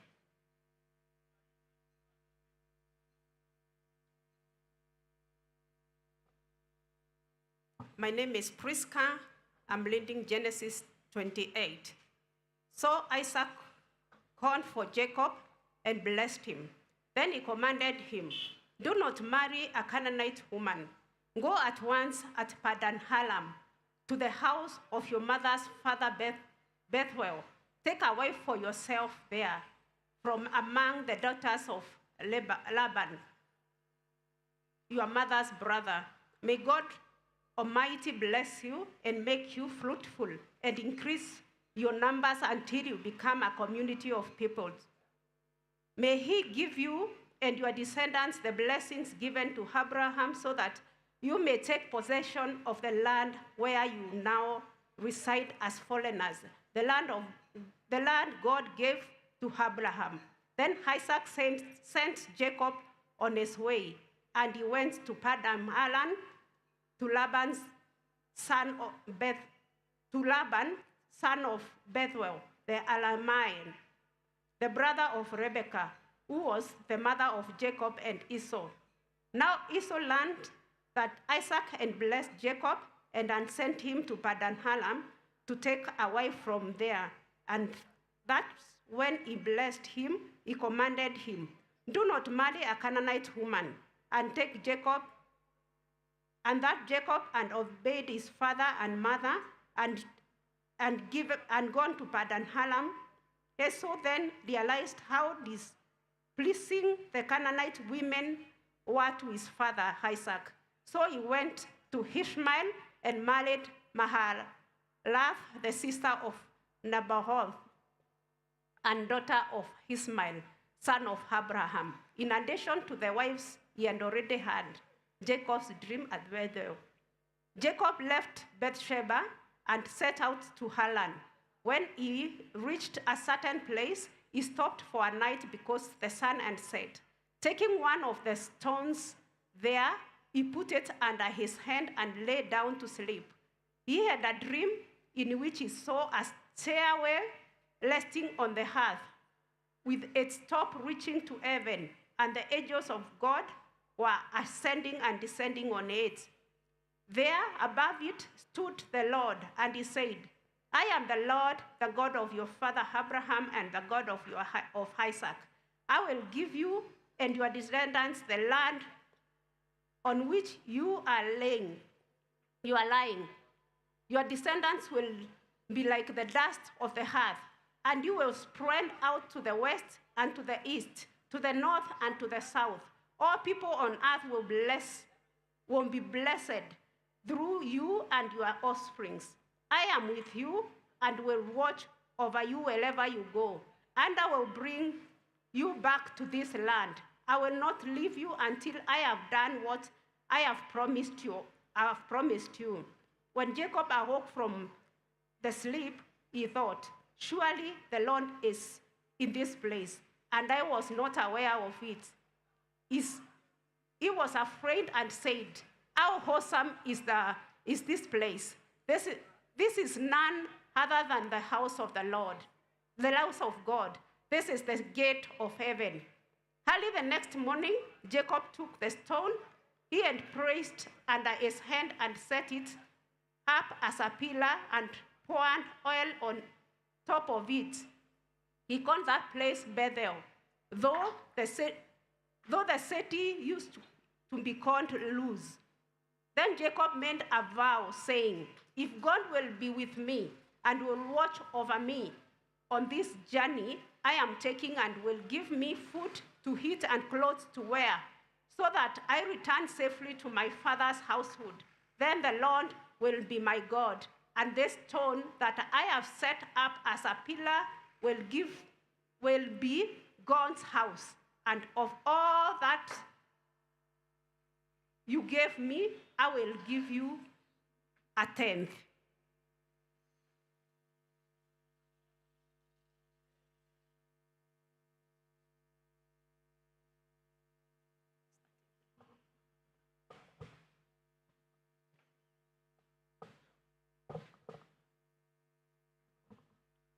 Baraka Isaiah is my name, and I'll be reading Genesis chapter 29. And the Bible says, then Jacob continued on his journey and came to the land of the eastern peoples. There he saw a well in the open country with 3 flocks of sheep lying near it, because the flocks were watered from that well. The stone over the mouth of the well was large. When all the flocks were gathered there, the shepherds would roll the stone away from the well's mouth and water the sheep. Then they would return the stone to its place over the mouth of the well. Jacob asked the shepherds, my brothers, where are you from? We are from Haran, they replied. He said to them, do you know Laban, Nahor's grandson? Yes, we know him, they answered. Then Jacob asked them, is he well? Yes, he is, they said.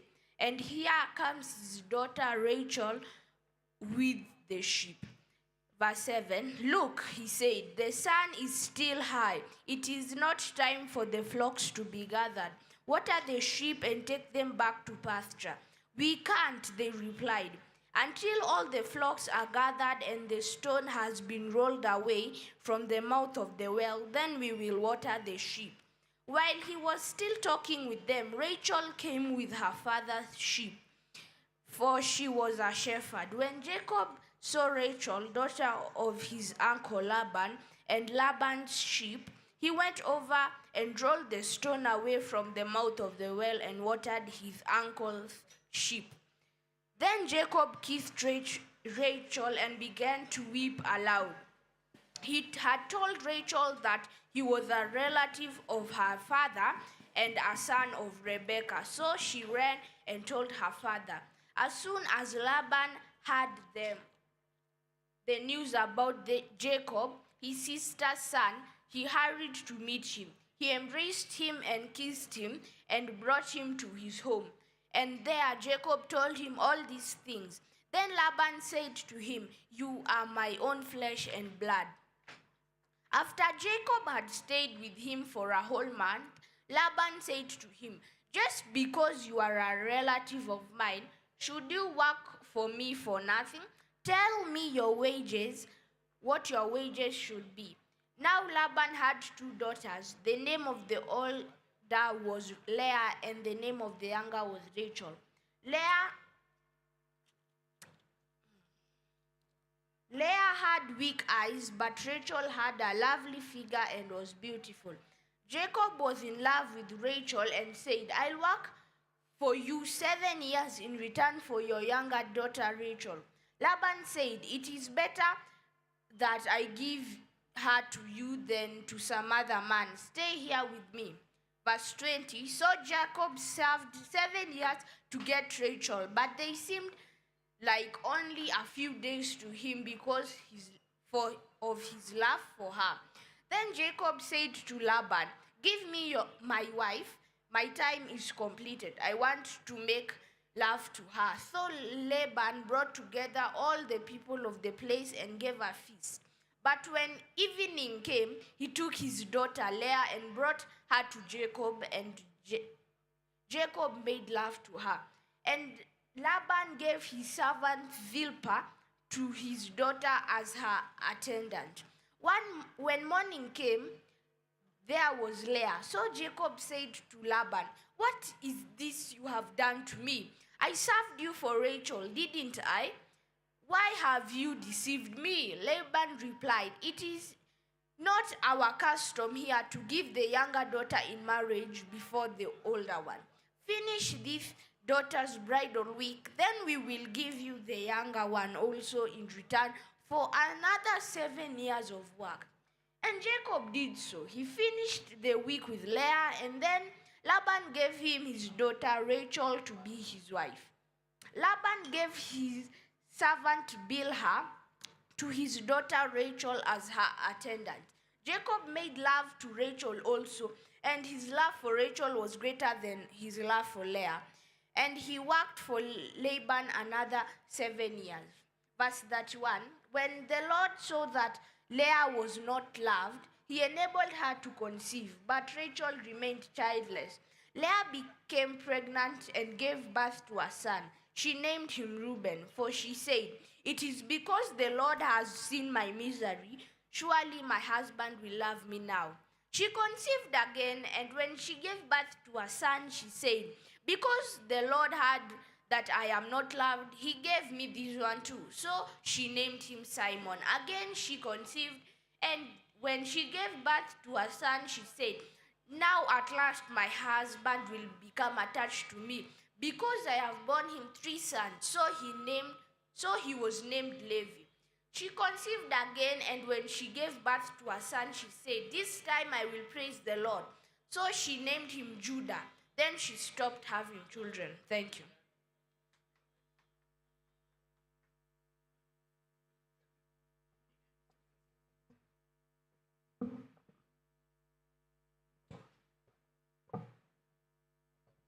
Yes, sir.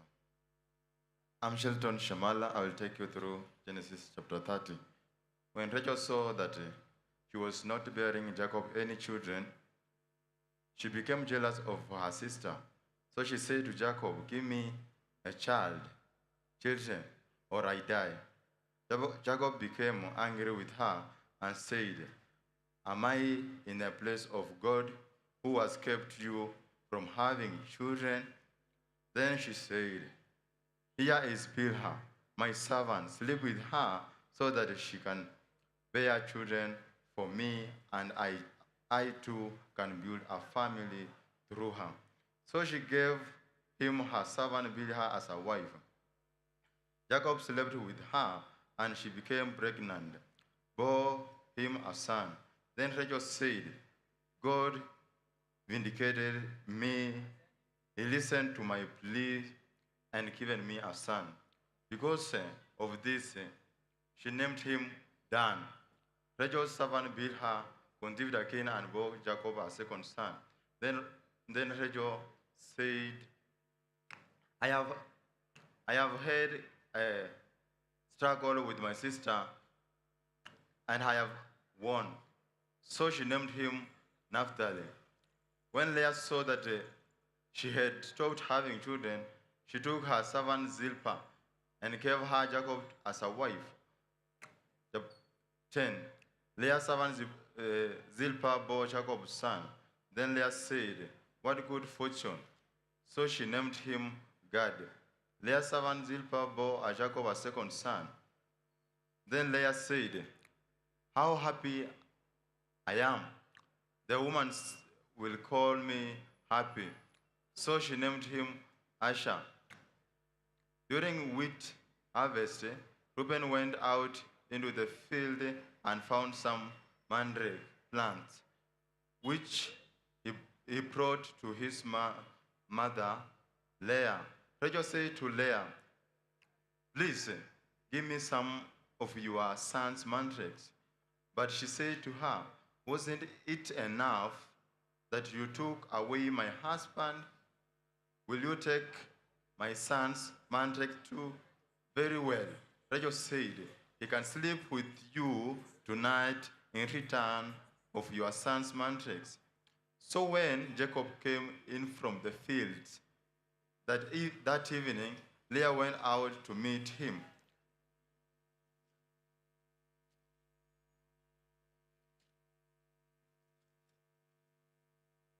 You must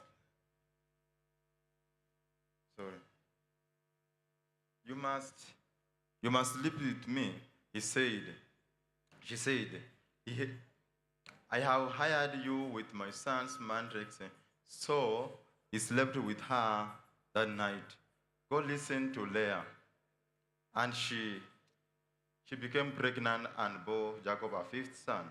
Then Leah said, God has rewarded me for giving my servant to my husband. So she named him Issachar.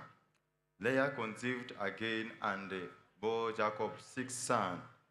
Then Leah said, God has presented me with a precious gift.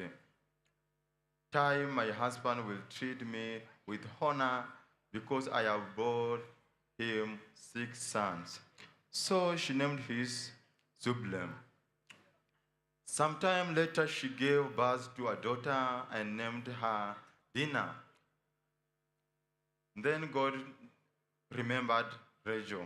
He listened to her and enabled her to conceive. She became pregnant and gave birth to a son, said, God has taken away my disgrace. She named him Joseph and said, may the Lord add me another son. 25.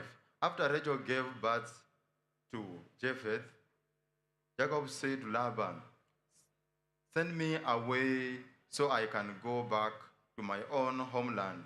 Give me my wife and children for whom I have served you, and I will be on my way. You know how much work I have done for you. But Laban said to him, if I have found a favor in your eyes, please stay. I have earned by divination that the Lord has blessed me because of you. He added, name your wages and I will pay them. Jacob said, you know how I have worked for you and how your livestock has fared under my care. Little you had before I has increased greatly, and the Lord has blessed you wherever I have been. But now, when may I do something for my own household? What shall I give you? He asked. Don't give me anything. Jacob replied, but if you will do this one thing for me, I will go on tending your flocks and watching over them. Let me go through all your flocks today and remove from them every speckled of spotted sheep, every dark colored lamb and every spotted and speckled goat. Then they will be my wages, and my honesty will testify for me in the future. Whenever you check the wages you have paid me, any goat in my possession that I will not speckled or spotted, or any lamb that is not dark colored, will considered stolen. Agreed, said Laban. Let it be as you have said. 35. That same day he removed all the male goats that was streaked or spotted, and all speckled or spotted female goats, all that had white on them, and all the dark-colored lambs, and he placed them in the care of his sons. Then he put a 3-day journey between himself and Jacob, while Jacob continued to tend the rest of Laban's flocks. Jacob, however, took a fresh cut branches from popular almond and plane trees and made a white strips on them by peeling the bark and exposing the white inner wood of the branches. Then he placed the peeled branches in the all watering troughs, so that they would be directly in front of the flocks when they came to drink. When the flocks were in heat and came to drink, they mated in the front of branches, and they bore young that were streaked or speckled or spotted. 40. Jacob set apart the young of the flock by themselves, but made the rest face the streaked and dark-colored animal that belongs to Laban. Thus he made separate flocks of himself and did not put them with Laban's animals. Whenever the stronger females were in heat, Jacob would place the branches in the troughs in front of the animal, so they would mate near the branches. 42. But if the animals were weak, he will not place them there. So the weak animals went to Laban, and the stronger ones to Jacob. In this way, the man grew exceedingly prosperous and came to own large flocks, and female and male servant, and camel and donkeys. Amen.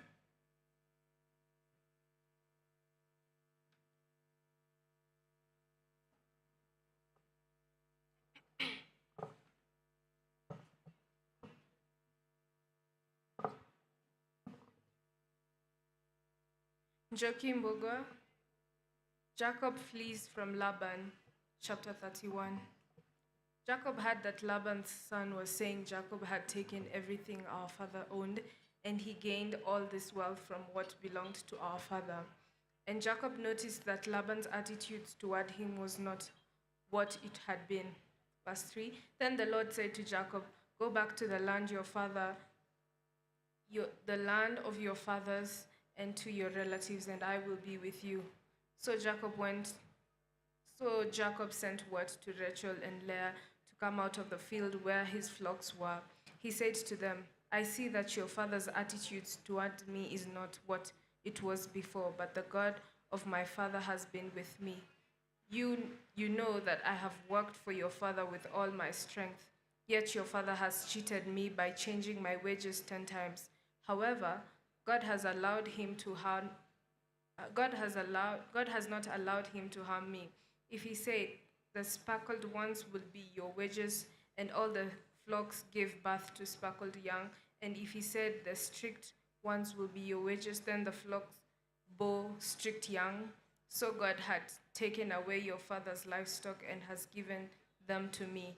In breeding season, I once had a dream in which I looked up and saw that male goats mating with flocks were streaked, speckled, or spotted. The angel of God said to me in the dream, Jacob. I answered, Here I am.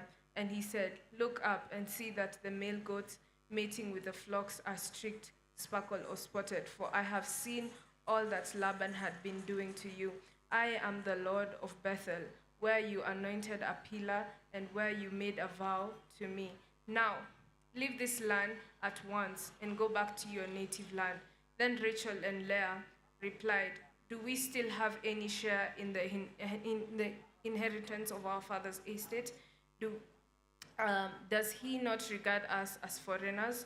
Not only has he sold us, but he has used up what was paid for us. Surely all the wealth that God took away from our fathers belong to us and our children. So do whatever God has told you. Then Jacob put his children and his wives on camels, and he drove off all his livestock ahead of him, along with all the goods he had accumulated in Paddan Aram, to go to his father Isaac in the land of Canaan. 19. When Laban had gone to shear his sheep, Rachel stole her father's household goods. Moreover, Jacob decided Laban the Aramean by not telling him he was running away. So he fled with all he had, crossed the Euphrates River, and headed from the hill country of Gilead. Laban pursues Jacob. Verse 22. On the third day, Laban was told that God had fled. Laban was told that Jacob had fled. Taking his relatives with him, he pursued Jacob for 7 days and caught up with him in the hill country of Gilead. 24. Then God came to Laban, the Aramean, in a dream at night and said to him, Be careful not to say anything to Jacob, either good or bad. 25. Jacob had pitched his tent in the hill country of Gilead when Laban overtook him, and Laban and his relatives camped there too. Then Laban said to Jacob, What have you done? You've deceived me, and you've carried off my daughters like captives in war. Why did you run off secretly and deceived me? Why didn't you tell me so I could send you away with joy and singing to the music of timbrels and harps? Verse 28, you did not even let me kiss my grandchildren and my daughters goodbye. You have done a foolish thing. I have the power to harm you, but last night the God of your father said to me, Be careful not to say anything to Jacob, either good or bad. Now you have gone off because you longed to return to your father's household. But why did you steal my gods? Jacob answered Laban, I was afraid because I thought you would take your daughters away from me by force. But if you find anyone who has your gods, that person shall not live. In the presence of our relatives, see for yourself whether there is anything of yours here with me, and if so, take it. Now Jacob did not know that Rachel had stolen the gods. So Laban went into Jacob's tent, into Leah's tent, and into the tents of the 2 female servants, but he found nothing. After he had come out of Leah's tent, he entered Rachel's tent. Now Rachel had taken the household gods and put them inside her camel's saddle and was sitting on them. Then Laban searched through everything in the tent but found nothing. Verse 35. Rachel said to her father, Do not be angry, my lord, that I cannot stand up in your presence. I am having my period. So he searched but could not find the household gods. Jacob was angry and told Laban to ask, What is my crime? He asked Laban, How have I wronged you that you have hunted me down? Now that you have searched through all my goods, what have you found that belonged to your household? Put it here in front of your relatives and mine, and let them judge between the 2 of us. I have been with you for 20 years now. Your sheep and goats have not miscarried, nor have I eaten rams from your flock. Verse 39, I did not bring you animals torn by wild beasts. I bore the loss myself, and you demanded payment for me for whatever was stolen by day or night. This was my situation. The heat consumed me in the daytime, and the cold at night, and sheep fled from my eyes. It was like for the 20 years I was in your house. I worked for 14 years for your daughters and 6 years for your flocks, and you charged my wages 10 times, and you changed my wages 10 times. Verse 42. If the God of my father, the God of Abraham and the fear of Isaac had not been with me, you would surely have sent me away empty-handed. But God has seen my hardship and the toil of my hands, and last night he rebuked you. Laban answered Jacob, the women are my daughters, the children are my children, and the flocks are my flocks. All you see is mine. Yet what can I do today about these daughters of mine, or about the children they have borne? Come now, let's make a covenant, you and I, and let it serve as a witness between us. 45. So Jacob took a stone and set it up as a pillar. 46. He said to his relatives, gather some stones. So they took stones and piled them in a heap, and they ate there by the heap. 47. Laban called it Jegar Shahadutha, and Jacob called it Galed. 48. Laban said, this heap is a witness between you and me today. That is why it was called Galed. It was also called Mizapha, because he said, may the Lord keep watch between you and me when you are away from each other. If you mistreat my daughters, or if you take any wives besides my daughters, even though none of one is with us, remember that God is a witness between you and me. 51. Laban also said to Jacob, here is the heap, and here is the pillar I have set up between you and me. This heap is a witness, and this pillar is a witness that I will not go past this heap to your side to harm you, and that you will not go past this heap and pillar to my side to harm me. 53. May the God of Abraham and the God of Nahor, the God of their father, judge between us. So Jacob took an oath in the name of the fear of his father Isaac. He offered a sacrifice there in the hill country, invited his relatives to a meal. After they had eaten, they spent the night there. 55. Early that morning, Laban kissed his grandchildren and his daughters and blessed them. Then he left and returned home.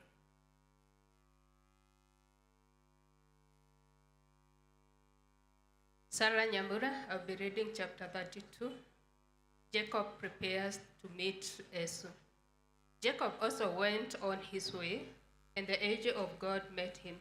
When Jacob saw them, he said, this is the camp of God. So he named that place Mahanaim. Jacob sent messages ahead of him to his brother Esau in the land of Seir and the country of Edom. He instructed them, this is what you are to say to my lord Esau. Your servant Jacob says, I have been staying with Laban and have remained there till now. I have cattle, donkeys, sheep, and goats, male and female servants. Now I'm sending this message to my lord, that I may find favor in your eyes. When the messengers returned to Jacob, they said, we went to your brother Esau, and now he is coming to meet you, and 400 men are with him. Verse 7. In great fear and distress, Jacob divided the people who were with him into two groups, and the flock and herds and camels as well. He thought, if Esau comes and attacks one group, the group that is left may escape. Then Jacob prayed, O God of my father Abraham, God of my father Isaac, Lord, you who said to me, go back to your country and your relatives, and I will make you prosper. I am unworthy of all the kindness and faithfulness you have shown your servant. I had only my staff when I crossed this Jordan, but now I have become two camps. Save me, I pray, from the hand of my brother Esau, for I am afraid he will come and attack me, and also mothers with their children. But you have said, I will surely make you prosper, and will make your descendants like the sand of the sea, which cannot be counted. He spent the night there, and from what he had with him, he selected a gift for his brother Esau, 200 female goats, 20 male goats, 200 oxen, and 20 rams, 30 female camels, and their young 40 cows and 10 bulls, and 20 female donkeys and 10 male donkeys. He put them in the care of his servant, each herd by itself, and said to the servants, Go ahead of me and keep some space between the herds. He instructed the one in the reed, When my brother Esau meets you and asks, Who do you belong to? And where are you going? And who owns all these animals in front of you? Then you are to say, They belong to your servant Jacob. They are a gift sent to my lord Esau, and he is coming behind us. He also instructed the second and the third and all the others who followed the herds. You are to say the same thing to Esau when you meet him, and be sure to say, Your servant Jacob is coming behind us. For he thought, I will pacify him. I will pacify him with these gifts I am sending on ahead. Later, when I see him, perhaps he will receive me.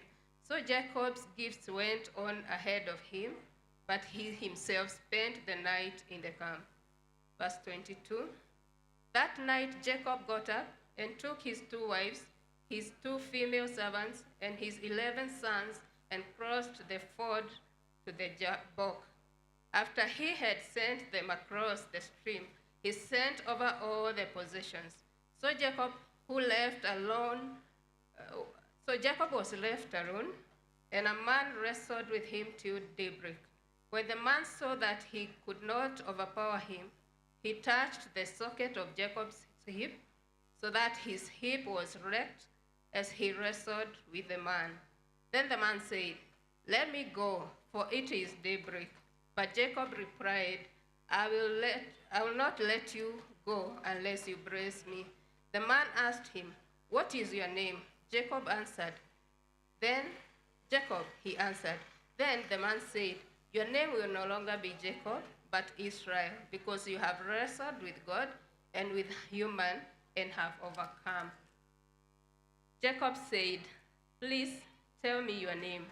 But he replied, Why do you ask my name? Then he blessed him there. So Jacob called the priest Peniel, saying, This is because I saw God face to face, and yet my life was spared. The sun rose above him, and he passed Peniel, and he was limping because of his hip. Therefore, to this day, the Israelites do not eat the tendon attached to the socket of the hip, because the socket of Jacob's hip was touched near the tendon.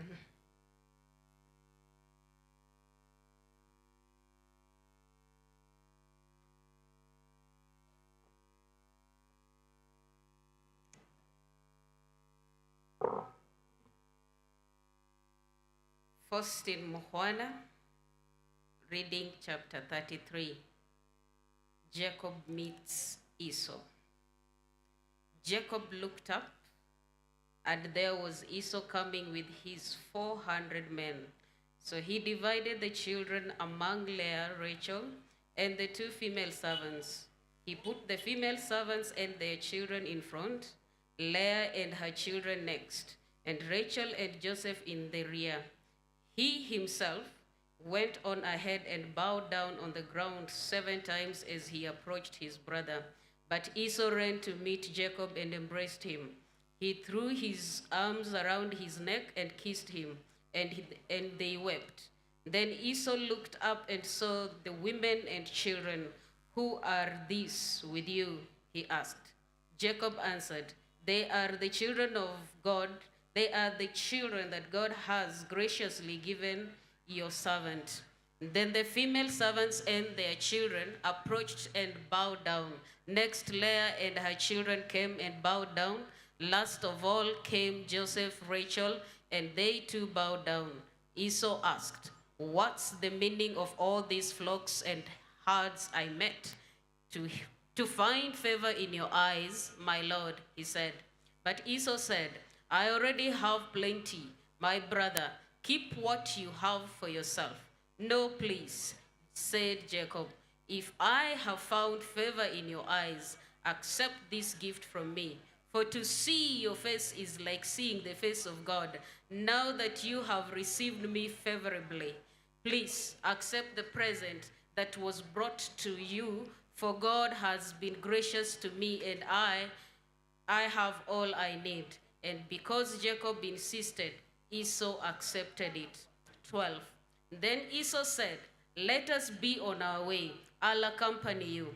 But Jacob said to him, my Lord knows that the children are tender and that I must care for the ewes and cows that are nursing their young.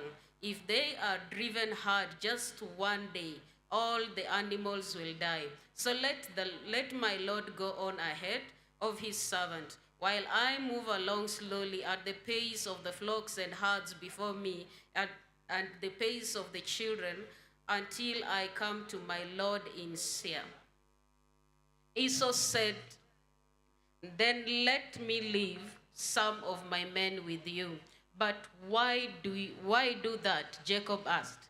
Just let me find favor in the eyes of my Lord." So that day Esau started on his way back to Seir. Jacob, however, went to Succoth, where he built a place for himself and made shelters for his flock. That is why the place is called Succoth. After Jacob came from Pandam Aram, he arrived safely at the city of Shechem in Canaan and camped within sight of the city.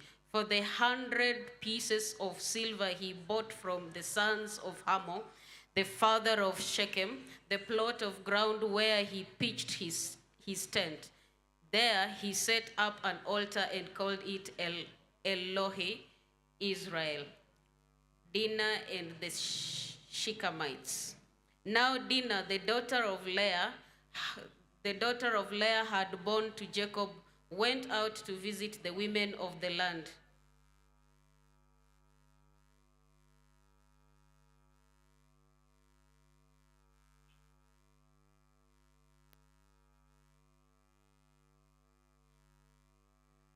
George Mburu reading Genesis 34. Now Dinah, the daughter Leah had born to Jacob, went to visit the women of the land. When Shechem, son of Hamor, the Hivite, the ruler of the area, saw her, he took her and raped her. His heart was drawn to Dinah's daughter of Jacob. He loved the young woman and spoke tenderly to her. And Shechem said to his father, Hamor, "Get me this girl as my wife." When Jacob heard that his daughter Dinah had been defiled, his sons were in the field with his livestock. So he did nothing about it until they came home. Then Shechem's father Hamor went out to talk with Jacob. Meanwhile, Jacob's son had come in from the field as soon they heard what had happened. They were shocked and furious because Shechem had done an outrageous thing in Israel by sleeping with Jacob's daughter, a thing that should not be done. But Hamor said to them, "My son Shechem has his heart set on your daughter. Please give her to him as his wife. Intermarry with us, give us your daughter, and take our daughter for your slave. You can settle among us, the land is open to you. Leave it, trade in it, and acquire property in it." Then Shechem said to Dinah, his father and brother, "Let me find favor in your eyes, and I will give you whatever you ask. Make the price for the bride and the gift to bring so so great as you like, and I will pay whatever you ask me. Only give me the young woman as my wife, because their sister Dinah had been defiled. Jacob's son replied deceitfully as they spoke to Shechem and his father.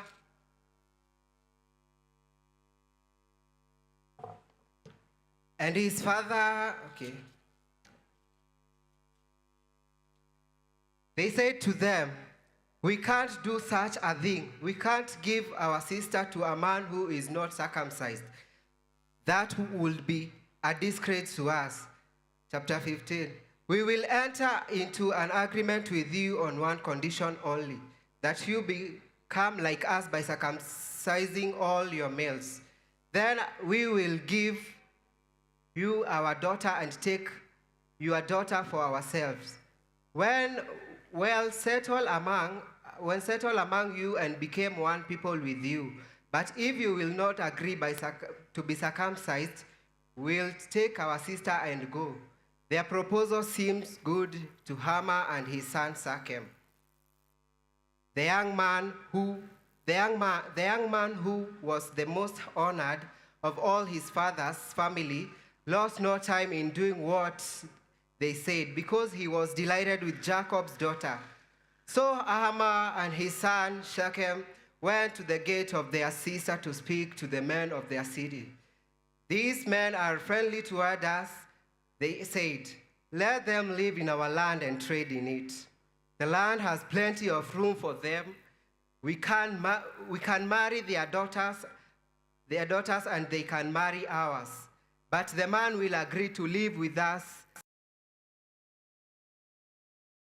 only on the condition that our males be circumcised, as they themselves are. Won't their livestock, their property, and all their sons and animals become ours? So let us agree to their terms, and they will settle among us." All the men who went out of the city gate agreed with Hamor and his son Shechem, and every male in the city was circumcised. 3 days later, while all of them were still in pain, two of Jacob's sons, Simeon and Levi, Dinah's brother, took their swords and attacked the unsuspecting. They were Hamor and his son Shechem to the sword and take Dinah from Shechem's house and left. The sons of Jacob came upon the dead bodies and looted the city where their sisters have been defiled. They seized their flocks and herds and donkeys and even everything else of there in the city, out of their fields. They carried off all their wealth and all their women and children, taking as plunder everything in their house. Then Jacob said to Simeon and Levi, "You have brought trouble on me by making me obnoxious of the Canaanites and Perizzites. The people living in this land are few in numbers, and if they join forces against me and attack me, I and my household will be destroyed." But they replied, Should he have treated our sister like a prostitute?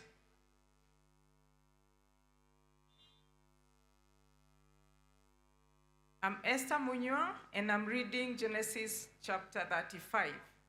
Then God said to Jacob, "Go up to Bethel and settle there, and build an altar there to God, who appeared to you when you were fleeing from your brother Esau." So Jacob said to his household and to all who were with him, "Get rid of the foreign gods you have with you, and purify yourselves and change your clothes. Then come, let us go up to Bethel, where I will build an altar to God, who answered me in the day of my distress, and who has been with me wherever I have gone." So they gave Jacob all the foreign gods they had, and the rings in their ears, and Jacob buried them under the oak at Shechem. Then they set out, and the terror of God fell on the towns all around them, so that no one pursued them. Verse 8, Jacob and all the people with him came to Luz, that is Bethel, in the land of Canaan. There he built an altar, and he called the place El Bethel, because it was there that God revealed himself to him when he was fleeing from his brother. Now Deborah, Rebekah's nurse, died and was buried under the oak outside Bethel, so it was named Alon Bakuth. After Jacob returned from Pada Aram, God appeared to him again and blessed him. God said to him, "Your name is Jacob, but you will no longer be called Jacob. Your name will be Israel." So he named him Israel. And God said to him, "I am God Almighty. Be fruitful and increase in number. A nation and a community of nations will come from you, and kings will be among your descendants. The land I gave to Abraham and Isaac, I also give to you, and I will give this land to your descendants after you." Then God went up from him at the place where he had talked with him. Verse 14, Jacob set up a stone pillar at the place where God had talked with him, and he poured out a drink offering on it. He also poured oil on it. Jacob called the place where God had talked with him Bethel, the death of Rachel and Isaac. Then they moved on from Bethel. While they were still some distance from Ephrath, Rachel began to give birth and had great difficulty. And as she was having great difficulty in childbirth, the midwife said to her, "Don't despise, for you have another son." And she breathed her last, for she was dying. She named her son Ben-Oni, but his father named him Benjamin. So Rachel died and was buried on the way to Ephrath, that is Bethlehem. Over her tomb, Jacob set up a pillar, and to this day the pillar marks Rachel's tomb. Israel moved on again and pitched his tent beyond Migdal Eder. While Israel was moving in that region, Reuben went in and slept with his father's concubine Bilhah, and Israel heard of it.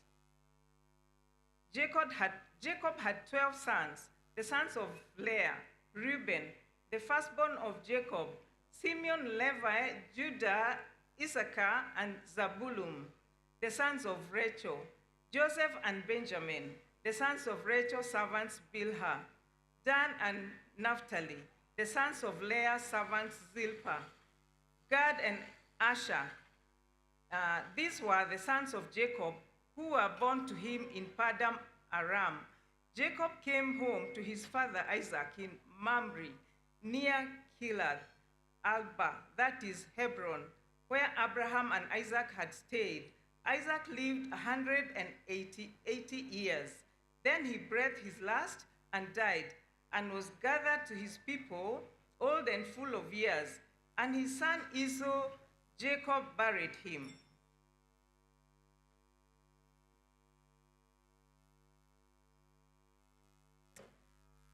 I'm Lydia Maeba, reading Genesis 36, Esau's descendants. This is the account of Esau, that is Edom. Esau took his wives from the women of Canaan, Ada, daughter of Elon the Hittite, and Oholibama, daughter of Anna, and granddaughter of Zibeon and the Hivite. Also Basemath, daughter of Ishmael, and sister of Nebaioth. Verse 4, Ada bore Eliphaz to Esau, Basemath bore Deuel, and Oholibama bore Jeush, Jalam, and Korah. These were the sons of Esau, who were born to him in Canaan. Esau took his wives and sons and daughters and all the members of his household, as well as his livestock and all his other animals and all the goods he had acquired in Canaan, and moved to a land some distance from his brother Jacob. Their possessions were too great for them to remain together. The land where they were staying could not support them both because of their livestock. So Esau, that is Edom, settled in the hill country of Seir. This is the account of Esau, the father of the Edomites in the hill country of Seir. These are the names of Esau's sons: Eliphaz, the son of Esau's wife Ada, and Reuel, the son of Esau's wife Basemath. The sons of Eliphaz: Teman, Omar, Zepho, Gatam, and Kenaz. Esau's sons Eliphaz also had a concubine named Timnah, who bore him Amalek. These were grandsons of Esau's wife Ada. Verse 13. The sons of Reuel, Nahath, Zerah, Shammah, and Mizah. These were grandsons of Esau's wife Basemath. The sons of Esau's wife Oholibamah, daughter of Anna, and granddaughter of Zibeon, whom she bore to Esau: Jeush, Jalam, and Korah. These were the chiefs among Esau's descendants. The sons of Eliphaz, the firstborn of Esau: chiefs Teman, Omar, Zepho, Kenaz, Korah, Gatam, and Amalek. These were the chiefs descended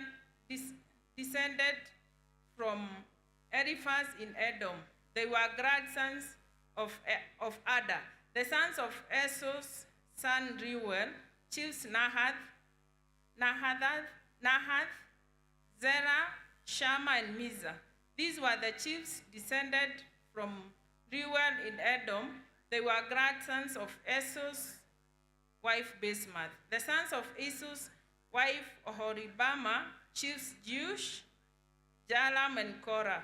These were the chiefs descended from Esau's wife Oholibamah, daughter of Anna.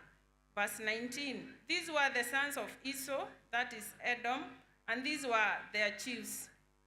These were the sons of Seir the Horites, who were living in the region: Rotan, Shobal, Zibeon, Anna, Dishon, Ezer, and Dishan. These sons of Seir in Edom were Horite chiefs. The sons of Lotan, Hori, and Homan. Timnah was Lotan's sister. The sons of Shobal, Alvan, Manahath, Ebal, Shepho, and Onam. Verse 24. The sons of Zibeon, Aya, and Anna. This is the Anna who discovered the hot springs in the desert while he was grazing the donkeys of his father Zibeon.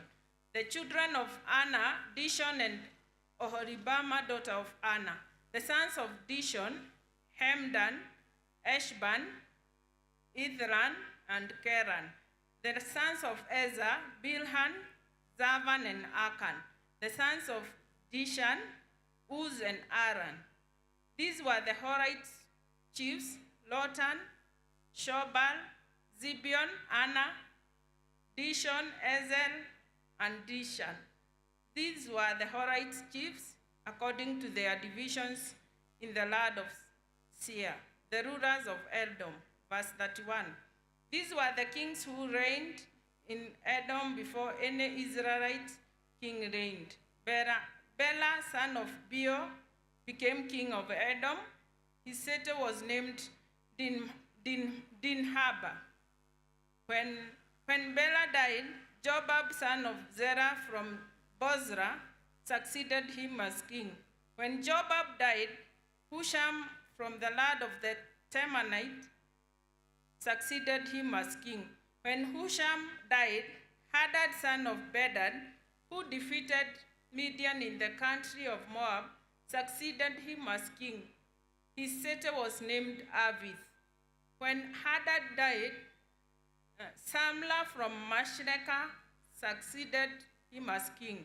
When Samlah died, Shaul from Rehoboth on the river succeeded him as king. Verse 38. When Shaul died, Baal-Hanan, son of Akbar, succeeded him as king. When Baal-Hanan, son of Akbar, died, Hadad succeeded him as king. His city was named Pau, and his wife's name was Mehetabel, daughter of Matred, the daughter of Mezahab.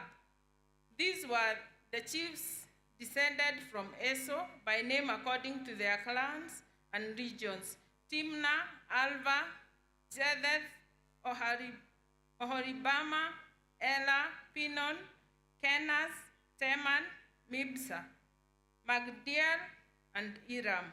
These were the chiefs of Edom according to their settlements in the land they occupied. This was Esau, the father of the Edomites. Amen.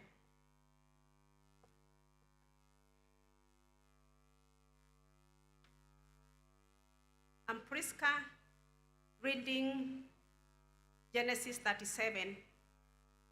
Jacob lived in the land where his father had stayed, the land of Canaan.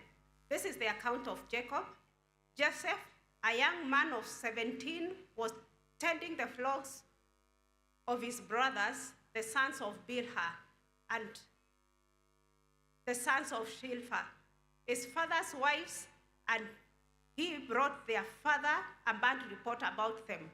Now Israel loved Joseph more than any of his other sons, because he had been born to him in an old age, and he made a richly ornament robe for him. When his brothers saw that their father loved him more than any of them, they hated him and could not speak a kind word of him. Joseph had a dream, and when he told it to his brothers, they hated him all the more. He said to them, "Listen to this dream I had.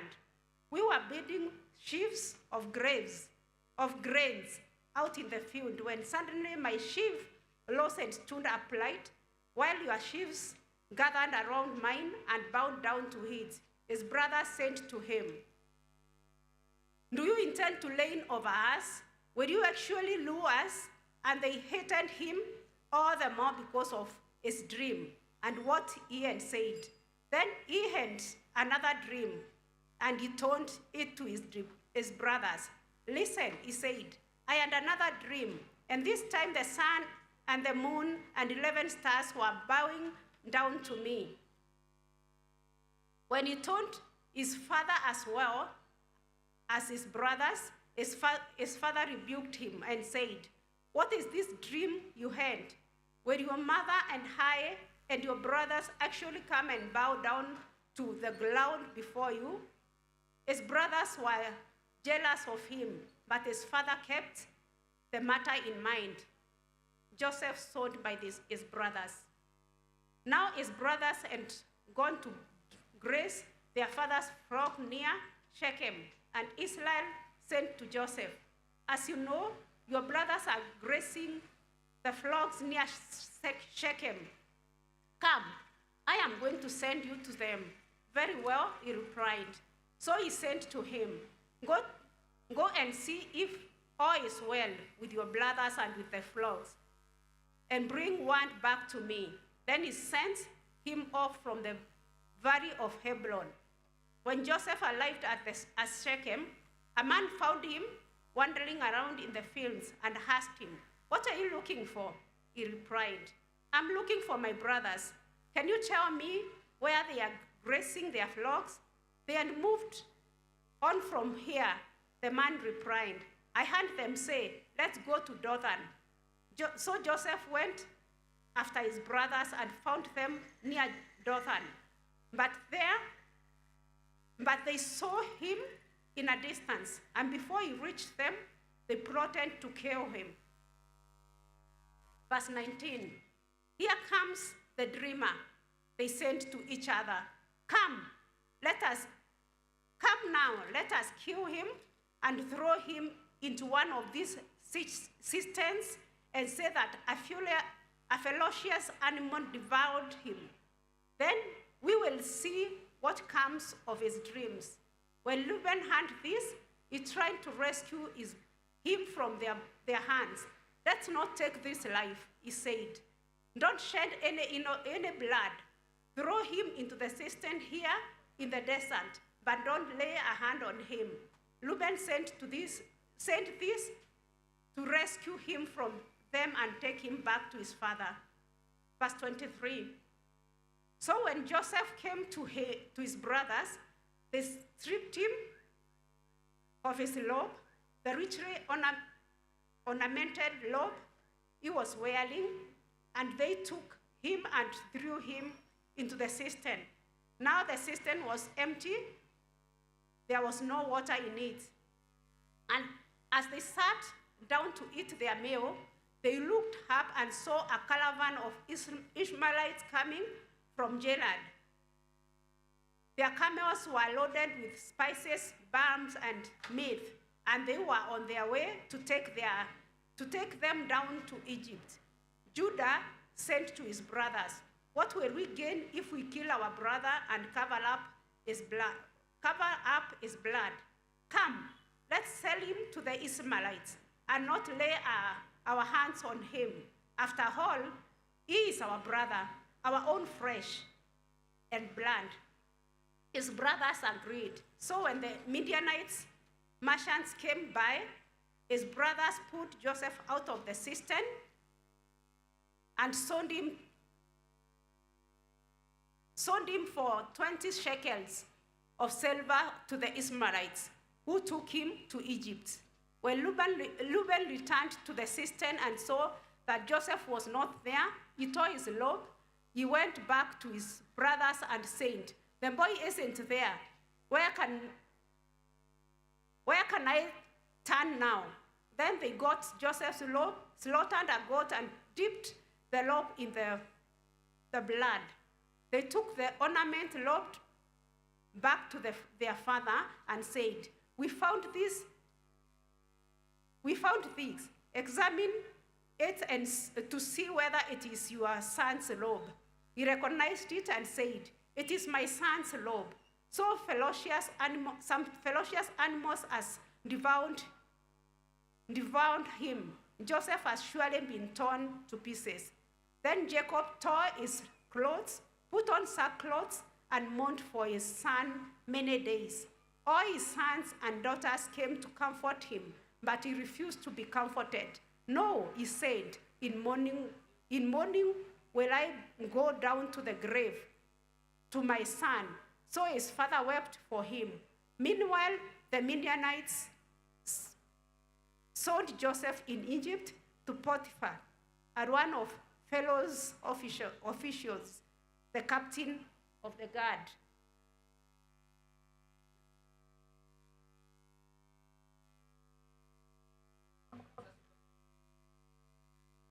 My name is Irene Blesser, aka Irene Blesser.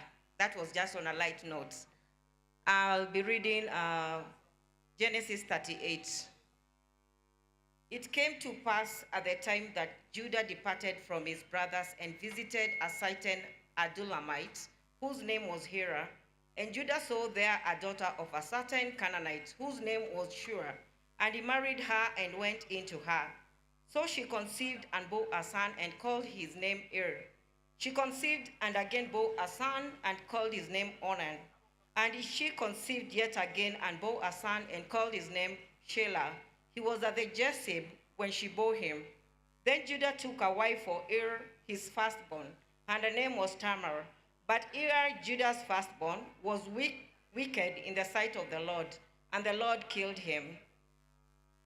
And Judah said to Onan, "Go into your brother's wife and marry her, and raise up an heir to your brother." But Onan knew that the heir would not be his.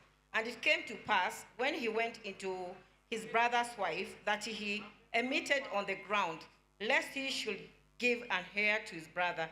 And the thing which he did displeased the Lord. Therefore he killed him also.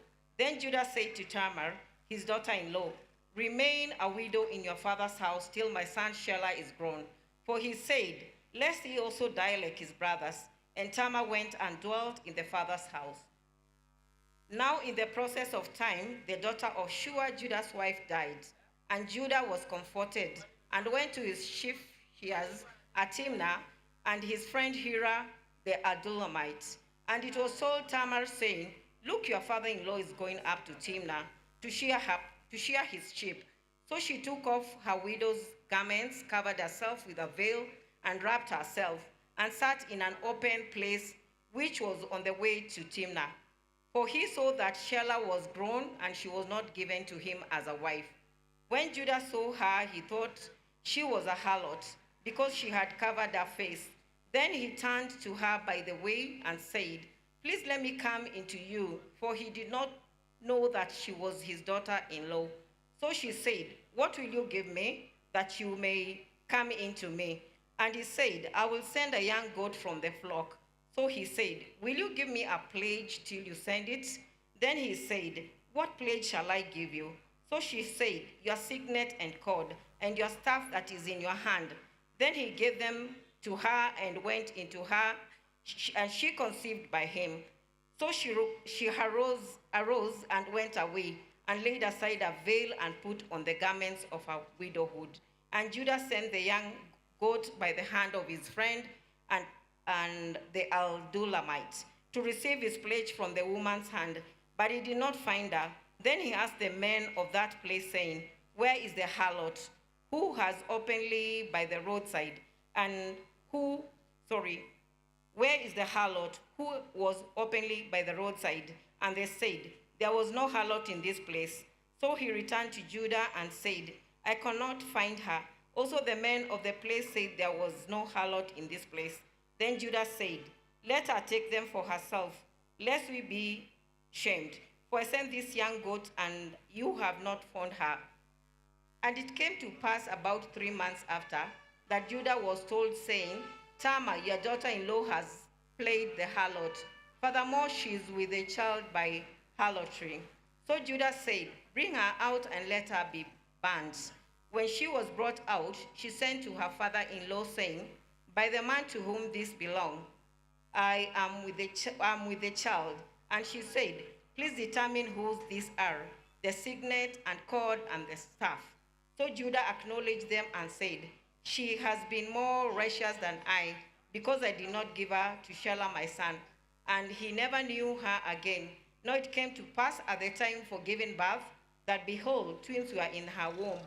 And so it was, when she was giving birth, that the one put out his hand, and the midwife took a scarlet thread and bound it on his hand, saying, "This one come out fast." Then it happened, as he drew back his hand, that his brother came out unexpectedly, and she said, "How did you break through? This breach be upon you." Therefore his name was called Perez. Afterward his brother came out, who had the scarlet thread on his hand, and his name was called Zerah. Amen.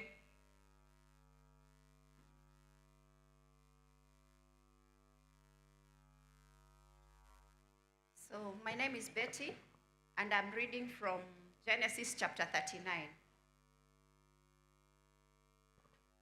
Now Joseph had been taken down to Egypt. Potiphar, an Egyptian, who was one of Pharaoh's officials, the captain of the guard, bought him from the Ishmaelite who had taken him there. The Lord was with Joseph, and he prospered, and he lived in the house of his Egyptian master. When his master saw that the Lord was with him, and that the Lord gave him success in everything he did, Joseph found favor in his eyes, and he became his attendant. Potiphar put him in charge of his household, and he entrusted to take care of everything he owned.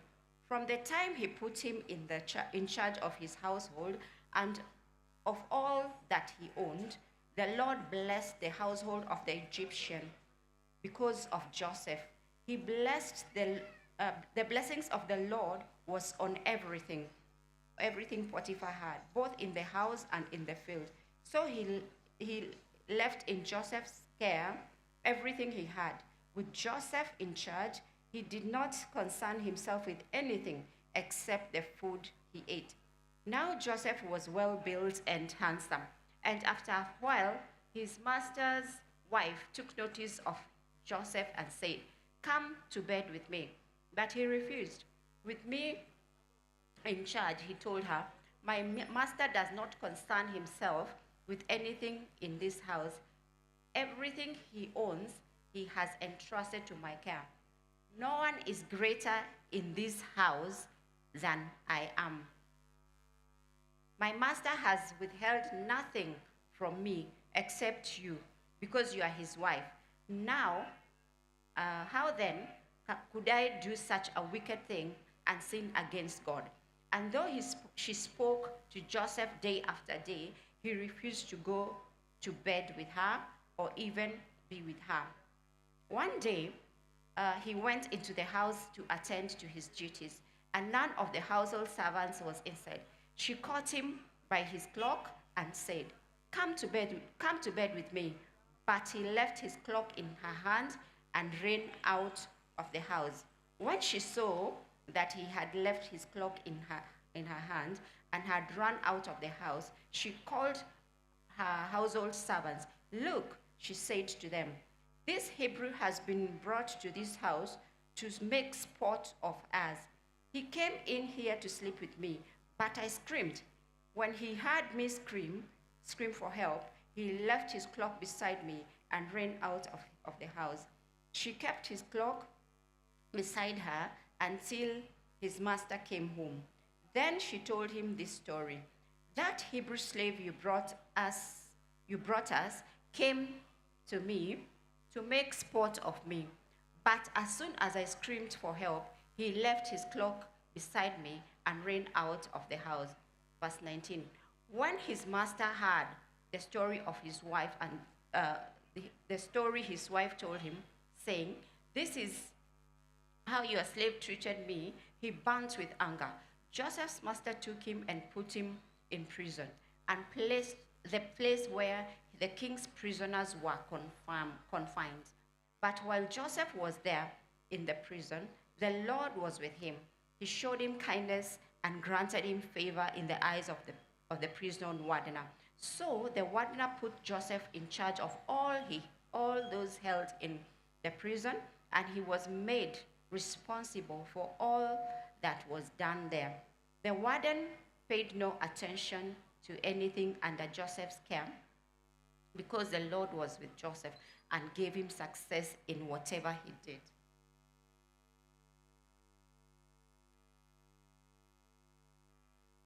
My name is Lucy Kisia. I'm reading Genesis 40.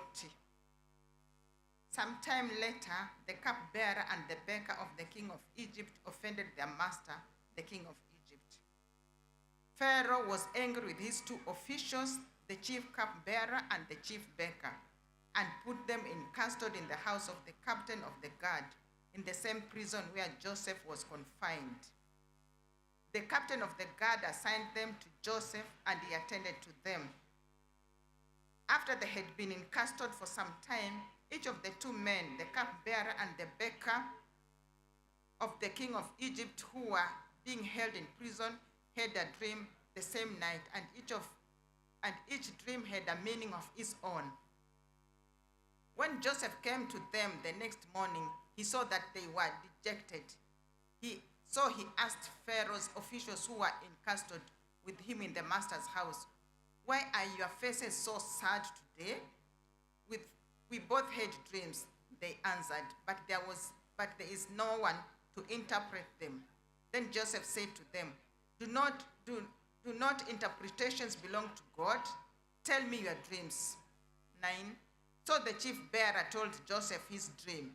He said to him, in my dream I saw a vine in front of me, and on the vine were 3 branches. As soon as it budded, it blossomed, and its clusters ripped into grapes. Pharaoh's cup was in my hand, and I took the grapes,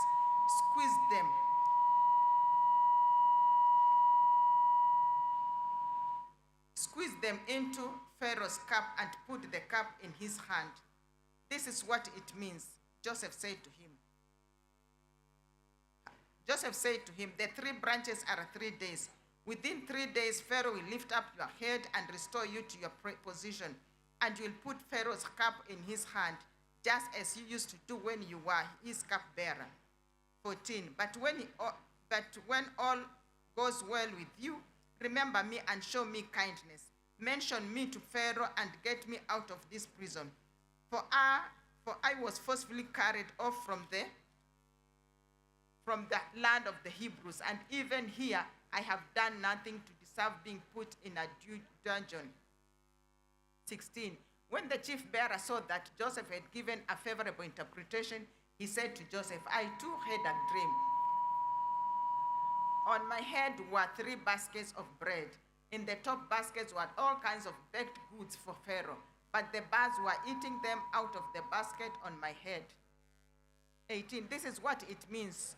Joseph said, the 3 baskets are 3 days. Within 3 days, Pharaoh will lift off your head and hang you on a tree. The birds will eat away your flesh. 20. Now the 3rd day was Pharaoh's birthday, and he gave a feast for all his officials. He lifted up the heads of the chief bearer and the chief bearer in the presence of his officials. He restored the chief cupbearer to his position so that he once again put the cup into Pharaoh's hand. But he hung the chief baker, just as Joseph had said to them in his interpretation. The chief cupbearer, however, did not remember Joseph. He forgot him. Amen.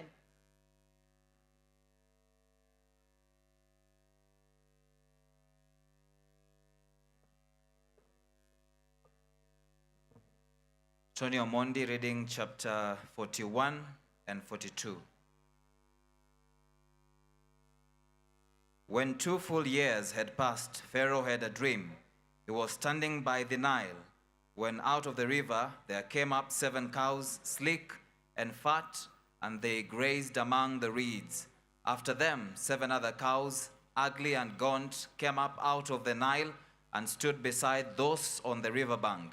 And the cows that were ugly and gaunt ate up the 7 sleek, fat cows. Then Pharaoh woke up. He fell asleep again and had a second dream. 7 heads of grain, healthy and good, were growing on a single stalk. After them 7 other heads of grain sprouted, thin and scorched by the east wind. The thin heads of grain swallowed up the 7 healthy full heads. Then Pharaoh woke up. It had been a dream. In the morning his mind was troubled, so he sent for all the magicians and wise men of Egypt. Pharaoh told them his dreams, but no one could interpret them for him. Then the chief cupbearer said to Pharaoh, Today I am reminded of my shortcomings. Pharaoh was once angry with his servants, and he imprisoned me and the chief baker in the house of the captain of the guard. Each of us had a dream the same night, and each dream had a meaning of its own. Now a young Hebrew was there with us, a servant of the captain of the guard. We told him our dreams, and he interpreted them for us, giving each man the interpretation of his dream. And things turned out exactly as he interpreted them to us. I was restored to my position, and the other man was hanged. So Pharaoh sent for Joseph, and he was quickly brought from the dungeon. When he had shaved and changed his clothes, he came before Pharaoh. Pharaoh said to Joseph, I had a dream, and no one can interpret it, but I have heard it said of you that when you hear a dream, you can interpret it. I cannot do it, Joseph replied to Pharaoh, but God will give Pharaoh the answer he desires. Then Pharaoh said to Joseph, In my dream I was standing on the bank of the Nile, when out of the river there came up 7 cows, fat and sleek, and they grazed among the reeds. After them 7 other cows came up, scrawny and very ugly and lean. I had never seen such ugly cows in all the land of Egypt. The lean, ugly cows ate up the 7 fat cows that came up first. But even after they ate them, no one could tell that they had done so. They looked just as ugly as before. Then I woke up. In my dreams I also saw 7 heads of grain, full and good, growing on a single stalk. After them 7 other heads sprouted, withered and thin and scorched by the east wind. The thin heads of grain swallowed up the 7 good heads. I told this to the magicians, but no one could explain it to me. Then Joseph said to Pharaoh, The dreams of Pharaoh are one and the same. God has revealed to Pharaoh what he is about to do. The 7 good cows are 7 years, and the 7 good heads of grain are 7 years. It's one and the same dream. The 7 lean, ugly cows that came up afterward are 7 years, and so are the 7 worthless heads of grain scorched by the east wind. They are 7 years of famine. It is just as I said to Pharaoh. God has shown Pharaoh what he is about to do. 7 years of great abundance are coming throughout the land of Egypt, but 7 years of famine will follow them. Then all the abundance in Egypt will be forgotten, and the famine will ravage the land. The abundance in the land will not be remembered because the famine that follows it will be so severe. The reason the dream was given to Pharaoh in two forms is that the matter has been firmly decided by God, and God will do it soon. And now let Pharaoh look for a discerning and wise man and put him in charge of the land of Egypt. Let Pharaoh appoint commissioners over the land to take a fifth of the harvest of the Egypt during the 7 years of abundance. They should collect all the food of these good years that are coming and store up the grain under the authority of Pharaoh to be kept in the cities for food. This food should be held in reserve for the country to be used during the 7 years of famine that will come upon Egypt, so that the country may not be ruined by the famine. The plan seemed good to Pharaoh and to all his officials. So Pharaoh asked them, "Can we find anyone like this man, one in whom is the Spirit of God?" Then Pharaoh said to Joseph, "Since God has made all this known to you, there is no one so discerning and wise as you. You shall be in charge of my palace, and all my people are to submit to your orders. Only with the respect to the throne will I be greater than you." So Pharaoh said to Joseph, "I hereby put you in charge of the whole land of Egypt." Then Pharaoh took his signet ring from his finger and put it on Joseph's finger. He dressed him in robes of fine linen and put a gold chain around his neck. He had him ride in a chariot as his second in command, and men shouted before him, "Make way." Thus he put him in charge of the whole land of Egypt. Then Pharaoh said to Joseph, "I am Pharaoh, but without your word no one will lift hand or foot in all Egypt." Pharaoh gave Joseph the name Zaphenath-Paneah and gave him Asenath, daughter of Potipharah, priest of On, to be his wife. And Joseph went throughout the land of Egypt. Joseph was 30 years old when he entered the service of Pharaoh, king of Egypt. And Joseph went out from Pharaoh's presence and traveled throughout Egypt. During the 7 years of abundance, the land produced plentifully. Joseph collected all the food produced in those 7 years of abundance in Egypt and stored it in the cities. In each city, he put the food grown in the fields surrounding it. Joseph stored up huge quantities of grain like the sand of the sea. It was so much that he stopped keeping records because it was beyond measure. Before the years of famine came, 2 sons were born to Joseph by Asenath, daughter of Potipharah, priest of On. Joseph named his firstborn Manasseh and said, "It is because God has made me forget all my trouble and all my father's household." The second son he named him Ephraim and said, "It is because God has made me fruitful in the land of my suffering." The 7 years of abundance in Egypt came to an end, and the 7 years of famine began, just as Joseph had said. There was famine in all the other lands, but in the whole land of Egypt there was food. When all Egypt began to feel the famine, the people cried to Pharaoh for food. Then Pharaoh told all the Egyptians, "Go to Joseph and do what he tells you." When the famine had spread over the whole country, Joseph opened the storehouses and sold grain to the Egyptians, for the famine was severe throughout Egypt. And all the countries came to Egypt to buy grain from Joseph, because the famine was severe in all the world. Chapter 42. When Jacob learned that there was grain in Egypt, he said to his sons, "Why do you just keep looking at each other?" He continued, "I have heard that there is grain in Egypt. Go down there and buy some for us, so that we may live and not die." The 10 of Joseph's brothers went down to buy grain from Egypt, but Jacob did not send Benjamin, Joseph's brother, with the others, because he was afraid that harm might come to him. So Israel's sons were among those who went to buy grain, for the famine was in the land of Canaan also. Now Joseph was the governor of the land, the one who sold grain to all its people. So when Joseph's brothers arrived, they bowed down to him with their faces to the ground. As soon as Joseph saw his brothers, he recognized them, but he pretended to be a stranger and spoke harshly to them. "Where do you come from?" he asked. "From the land of Canaan," they replied, "to buy food." Although Joseph recognized his brothers, they did not recognize him. Then he remembered his dreams about them and said to them, "You are spies. You have come to see where our land is unprotected." "No, my lord," they answered. "Your servants have come to buy food." We are all the sons of one man. Your servants are honest men, not spies. No, he said to them, you have come to see where our land is unprotected. But they replied, your servants were 12 brothers, the sons of one man, who lives in the land of Canaan. The youngest is now with our father, and one is no more. Joseph said to them, it is just as I told you, you are spies, and this is how you will be tested. As surely as Pharaoh lives, you will not leave this place unless your youngest brother comes here.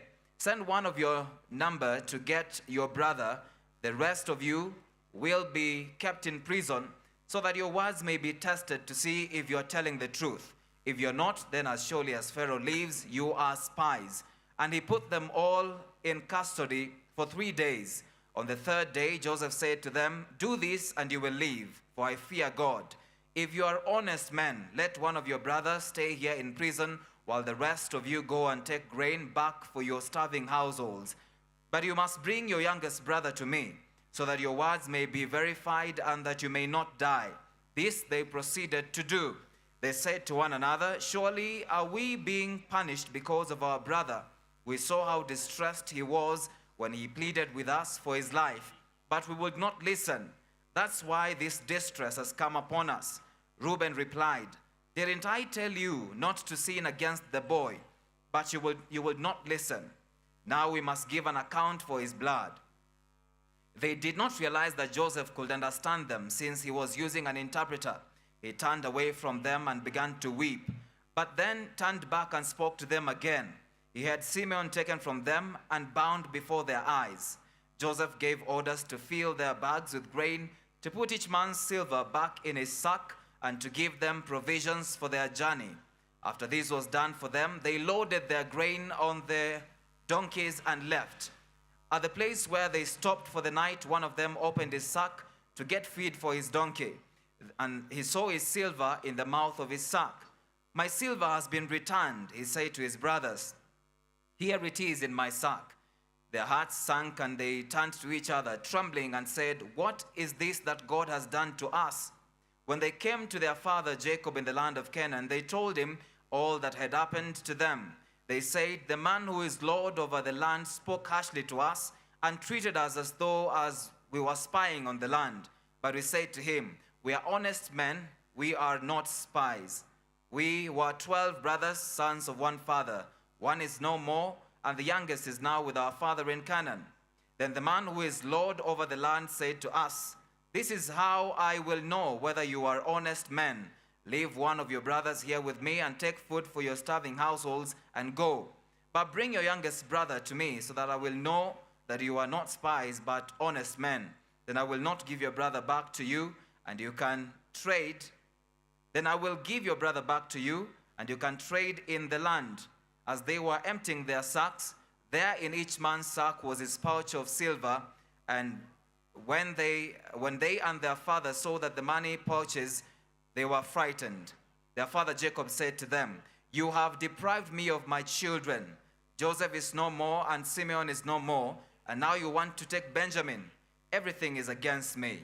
Then Reuben said to his father, you may put both of my sons to death if I do not bring him back to you. Entrust him to my care, and I will bring him back. But Jacob said, my son will not go down there with you. His brother is dead, and he is the only one left. If harm comes to him on the journey you are taking, you will bring my gray head down to the grave in sorrow.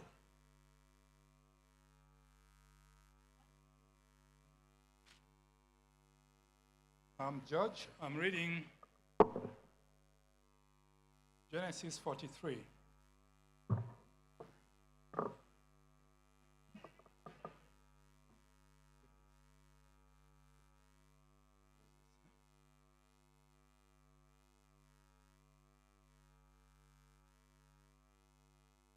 All right, I read Genesis 43. Now the famine was still severe in the land, so when they had eaten all the grain they had brought from Egypt, their father said to them, go back and buy us a little more food. But Judah said to him, the man warned us solemnly, you will not see my face again. unless your father is with you. If you will send our brother along with us, we will go down and buy food for you. But if you will not send him, we will not go down, because the man said to us, you will not see my face again unless your brother is with you.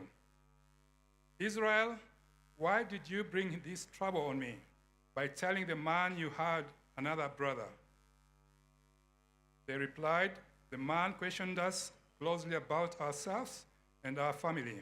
Is your father still living? He asked us, do you have another brother? We simply answered his question. How were we to know? He could say, bring your brother down here.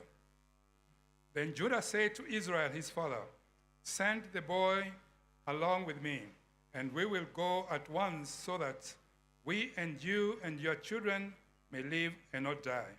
I myself will guarantee his safety. You can hold me personally responsible for him. If I do not bring him back to you and set him here before you, I will bear the blame before you all my life. Verse 10. As it is, we had not delayed. We could have gone and returned twice. Then their father Israel said to them, if it must be, then do this. Put some of the best products of the land in your bags and take them down to the man as a gift. A little balm and a little honey, some spices and some myrrh, some pistachio nuts and almonds. Take double the amount of silver with you, for you must return to the silver that was put back into the mouth of your sacks. Perhaps it was a mistake. Take your brother also and go back to the man at once, and may God Almighty grant you mercy before the man, so that he will let your other brother and Benjamin come back with you. As for me, if I'm bereaved, I'm bereaved. So the men took the gifts and doubled the amount of silver, and Benjamin also. They hurried down to Egypt and presented themselves to Joseph. When Joseph saw Benjamin with them, he said to the steward of his house, take these men to my house, slaughter an animal, and prepare a meal. They are to eat with me at noon. Verse 17. The man did as Joseph told him and took the men to Joseph's house. Now the men were frightened when they were taken to his house. They thought, we were brought here because of the silver that was put back into our sacks the first time. He wants to attack us and overpower us and seize us as slaves and take our donkeys. So they went up to Joseph's steward and spoke to him at the entrance to the house. We beg your pardon, our Lord, they said. We came down here the first time to buy food, but at the place where we stopped for the night, we opened our sacks, and each of us found his silver, the exact weight in the mouth of his sack. So we have brought it back with us. Verse 22. We have also brought additional silver with us to buy food. We don't know who put our silver in our sacks. It's all right, he said. Don't be afraid. Your God, the God of your father, has given you treasure in your sacks. I received your silver. Then he brought Simeon out to them. The steward took the men into Joseph's house, gave them water, washed their feet, and provided fodder for their donkeys. They prepared their gifts for Joseph's arrival at noon, because they heard that they were to eat there. When Joseph came home, they presented to him the gifts they had brought into the house, and they bowed down before him. to the ground. Verse 27, he asked them how they were, and then he said, "How is your aged father you told me about? Is he still living?" They replied, "Your servant, our father, is still alive and well." And they bowed down, prostrating themselves before him. As he looked about and saw his brother Benjamin, his own mother's son, he asked, "Is this your youngest brother, the one you told me about?" He said, "God be gracious to you, my son." Verse 30, deeply moved at the sight of his brother, Joseph hurried out and looked for a place to weep. He went into his private room and wept there. After he had washed his face, he came out and controlling himself, said, "Serve the food." They served him by himself, the brothers by themselves, and the Egyptians who ate with him by themselves. Because Egyptians could not eat with Hebrews, for that is detestable to Egyptians.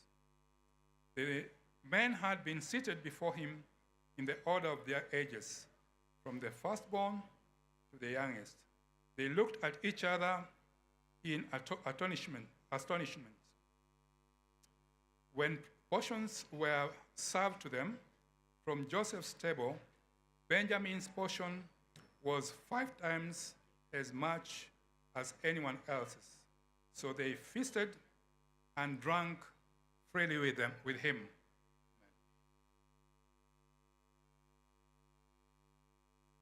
My name is Susan. I'll be reading Genesis 44. Now Joseph gave this instruction to the steward of his house: "Fill the men's sack with as much food as they can carry, and put each man's silver in the mouth of his sack. Then put my cup, the silver one, in the mouth of the youngest one's sack, along with the silver for his grain." And he did as Joseph said. As morning dawned, the men were sent on their way with their donkeys.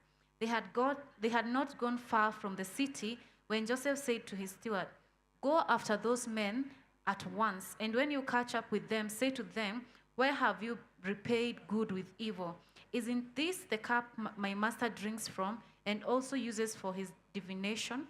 This is a wicked thing you have done.'" When he caught up with them, he repeated these words to them. But they said, "Why does my lord say such things? Far it be from your servants to do anything like that. We even brought back to you from the land of Canaan the silver we found inside the mouths of our sack. So why would we steal silver or gold from your master's house?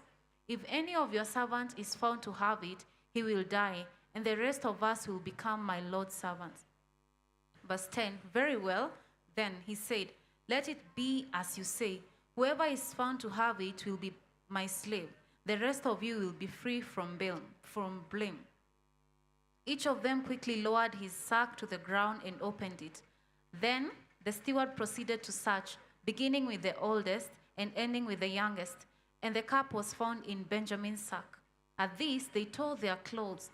Then they loaded their donkeys and returned to the city.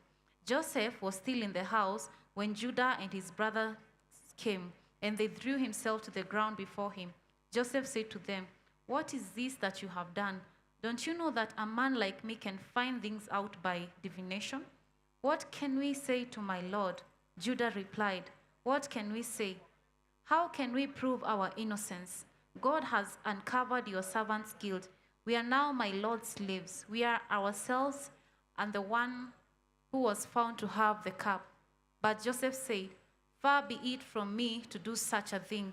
Only the man who was found to have the cup will become my slave. The rest of you go back to your father in peace." Then Judah went up to him and said, "Please, my lord, let your servant speak a word to my lord. Do not be angry with your servant, though you are equal to Pharaoh himself." My lord asked his servant, "Do you have a father or a brother?" And we answered, "We have an aged father, and there is a young son born to him in his old age. His brother is dead, and he's the only one of his mother's son left, and his father loves him. Then you say to your servant, bring him down to me, so that I can see for myself. And when we say to my lord, the boy cannot leave his father, if he leaves him, his father will die. But you told your servant, unless your youngest brother comes down with you, you will not see my face again. When we went back to your servants, my father, we told him about what my lord had said. 25. Then our father said, go back and buy a little more food. But we said, we cannot go down, only if our youngest brother is with us, we will go. We cannot see the man's face unless our youngest brother is with us. Your servant, my father, said to us, you know that my wife bore me 2 sons. One of them went away from me, and I said, he has surely been torn to pieces, and I have not seen him. If you take this one from me too, and harm comes to him, you will bring my gray hair down to the grave in misery. So now, if the boy is not with us when I go back to your servant my father, and if my father, whose life is closely bound up with the boy's life, sees that the boy isn't there, he will die. Your servant will bring the gray head of our father down to the grave in sorrow. Your servant guaranteed the boy's safety to my father. I said, if I don't bring him back to you, I will bear the blame before you, my father, all my life. Now then, please let your servant remain here as my lord's slave in the place of the boy, and let the boy return with his brothers.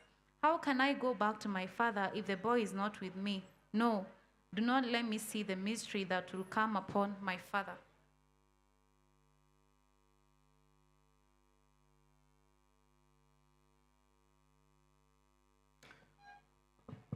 Eliud Mambo, Genesis 45 and 46. Then Joseph could no longer control himself before all his attendants, and he cried out, have everyone leave my presence. So there was no one with Joseph when he made himself known to his brothers. And he wept so loudly that the Egyptians heard him, and Pharaoh's household heard about it. Joseph said to his brothers, I am Joseph. Is my father still living? But his brothers were not able to answer him, because they were terrified at his presence. Then Joseph said to his brothers, come close to me. When they had done so, he said, I am your brother Joseph, the one you sold into Egypt. And now, do not be distressed and do not be angry with yourselves for selling me here, because it was to save lives that God sent me ahead of you. For 2 years now, there has been famine in the land, and for the next 5 years, there will be no plowing, nor reaping. But God sent me ahead of you to prepare for you a remnant on earth and to save your lives by a great deliverance. So then, it was not you who sent me here, but God. He made me father to Pharaoh, lord of his entire household, and ruler of Egypt. Now, hurry back to my father and say to him, this is what your son Joseph says. God has made me lord over all Egypt. Come down to me, don't delay. You shall live in the region of Goshen and be near me, you, your children and grandchildren, your flocks and herds, and all that you have. I will provide for you there, because 5 years of famine are still to come. Otherwise, you and your household and all who belong to you will become destitute. You can see for yourselves, and so can my brother Benjamin, that it is really I who am speaking to you. Tell my father about the honor accorded to me in Egypt, and about everything you have seen, and bring my father down here quickly. Then he threw his arms around his brother Benjamin and wept. And Benjamin embraced him, weeping, and he kissed all his brothers and wept over them. Afterwards, his brothers talked with him. When the news reached Pharaoh's palace that Joseph's brothers had come, Pharaoh and all his officials were pleased. Pharaoh said to Joseph, tell your brothers, do this, load your animals and return to the land of Canaan, and bring your father and your families back to me. I will give you the best of the land of Egypt, and you can enjoy the fat of the land. You are also directed to tell them, do this, take some cut from Egypt for your children and your wives, and get your father and come. Never mind about your belongings, because the best of Egypt will be yours. So the sons of Israel did this. Joseph gave them carts, and Pharaoh commanded, and he also gave them provisions for their journey. To each of them he gave new clothing, but to Benjamin he gave 300 shekels of silver and 5 sets of clothes. And this is what he sent to his father: 10 donkeys loaded with the best things of Egypt, and 10 female donkeys loaded with grain and bread and other provisions for his journey. Then he sent his brothers away, and as they were leaving, he said to them, don't quarrel on the way. So they went out of Egypt and came to their father Jacob in the land of Canaan. They told him, Joseph is still alive. In fact, he is ruler over all Egypt. Jacob was stunned. He did not believe them.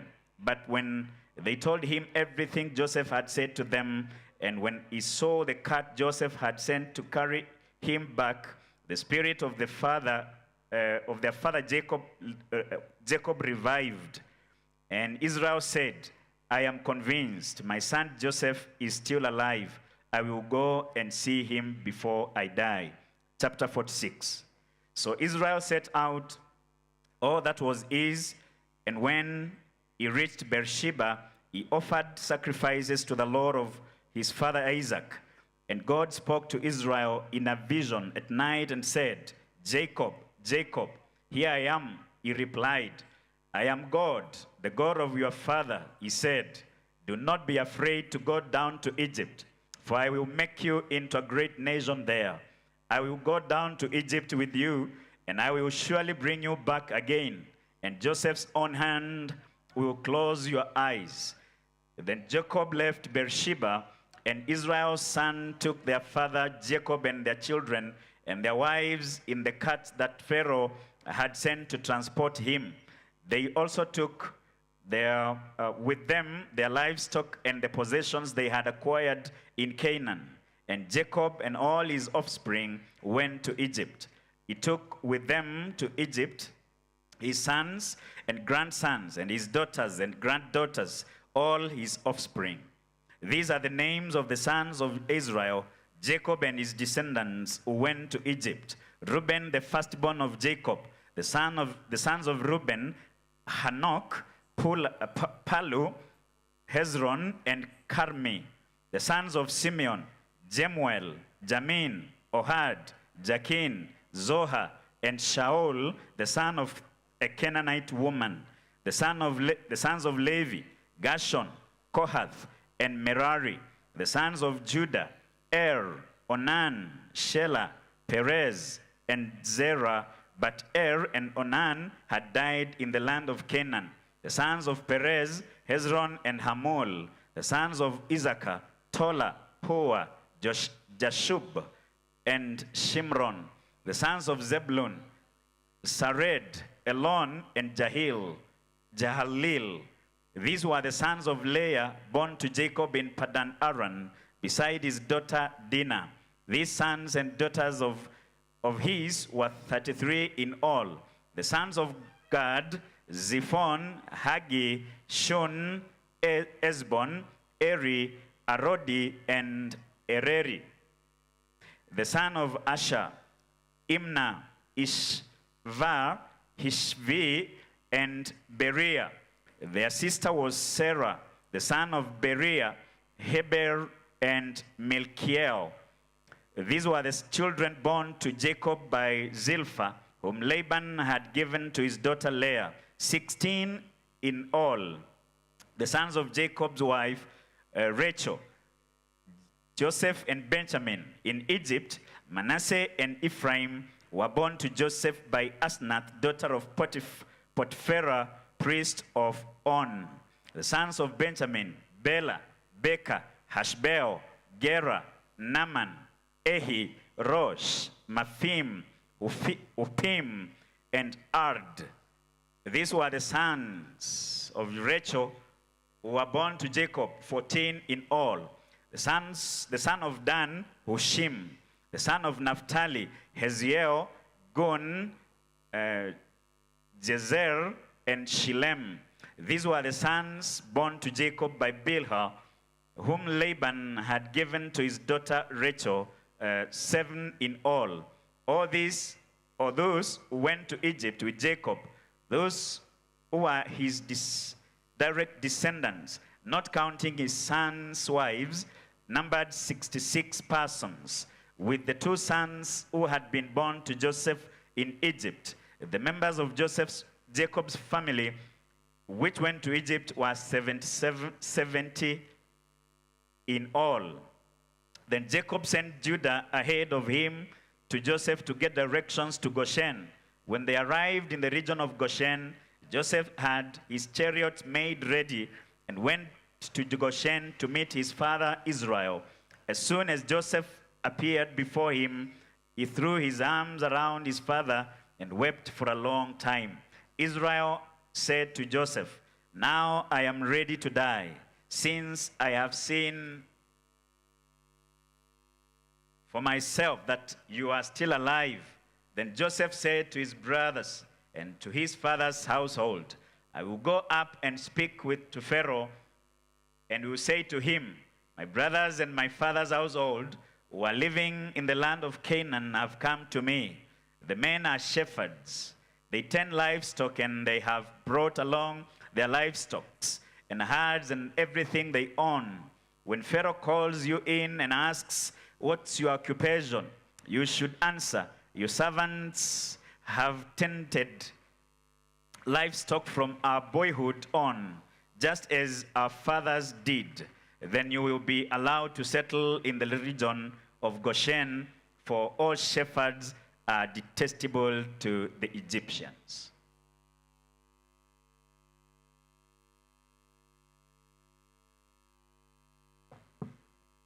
Mary Mungai, Genesis 47.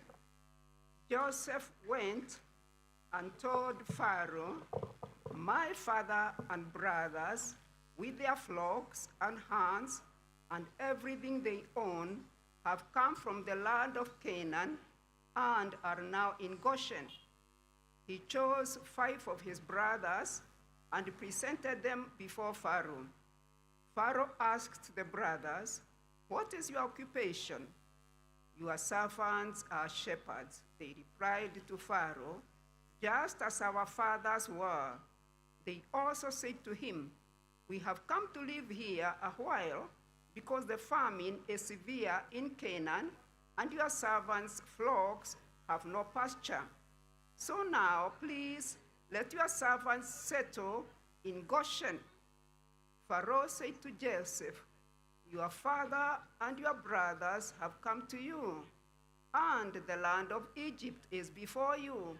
Settle your father and your brothers in the best part of the land. Let them live in Goshen. And if you know of any among them with special ability, put them in charge of my own livestock." Then Joseph brought his father Jacob and presented him before Pharaoh. And Jacob blessed Pharaoh. Pharaoh asked him, "How old are you?" And Joseph said to Pharaoh, "The years of my pilgrimage are 130. My years have been few and difficult, and they do not equal the years of the pilgrimage of my fathers." Then Jacob blessed Pharaoh and went out from his presence. So Joseph settled his father and his brothers in Egypt and gave them property in the best part of the land, the district of Lameses, as Pharaoh directed. Joseph also provided his father and his brothers and all his father's household with food according to the number of their children. Joseph and the famine. There was no food, however, in the whole region because the famine was severe. Both Egypt and Canaan wasted away because of the famine.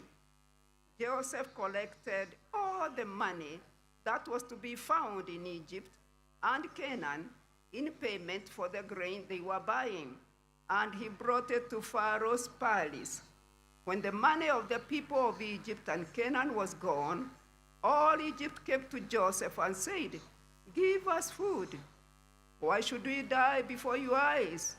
Our money is used up." "Then bring your livestock," said Joseph. "I will sell you food in exchange for your livestock, since your money is gone." So they brought their livestock to Joseph, and he gave them food in exchange for their horses, their sheep and goats, their cattle and donkeys. And he brought them through that year with food in exchange for all their livestock. When that year was over, they came to him the following year and said, "We cannot hide from our Lord the fact that since our money is gone and our livestock belongs to you, there is nothing left for our Lord except our bodies and our land. Why should we perish before your eyes?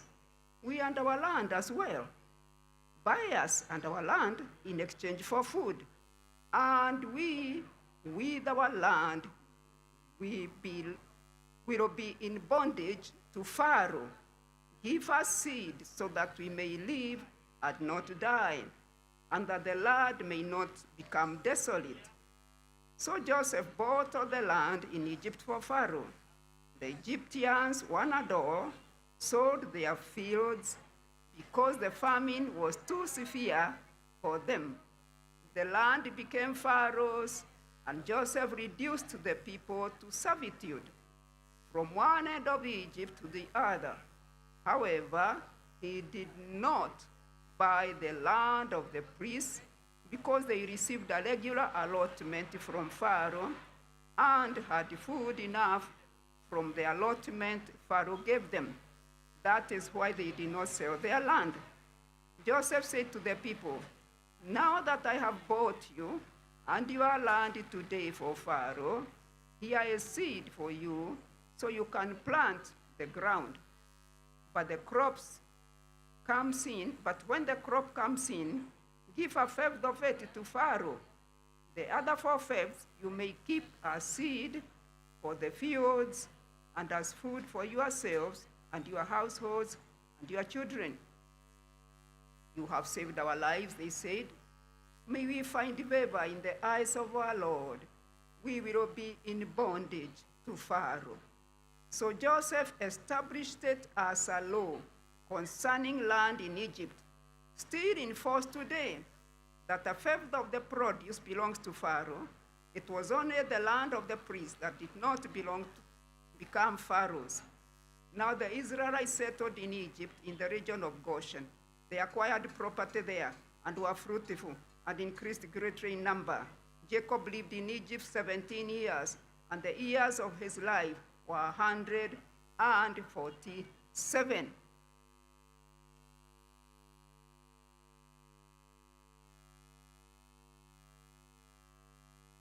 When the time drew near for Israel to die, he called for his son Joseph and said to him, "If I have found favor in your eyes, put your hand under my thigh and promise that you will show me kindness and faithfulness.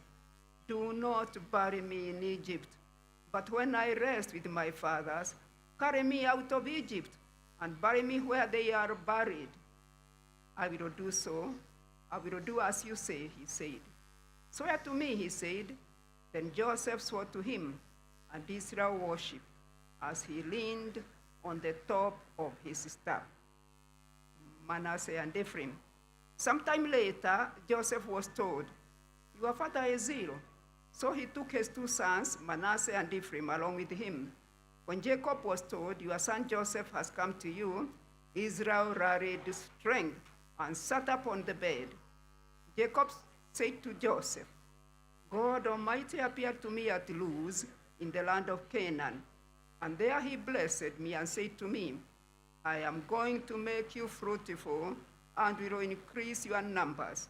I will make you a community of peoples and will give this land as an everlasting possession to your descendants after you.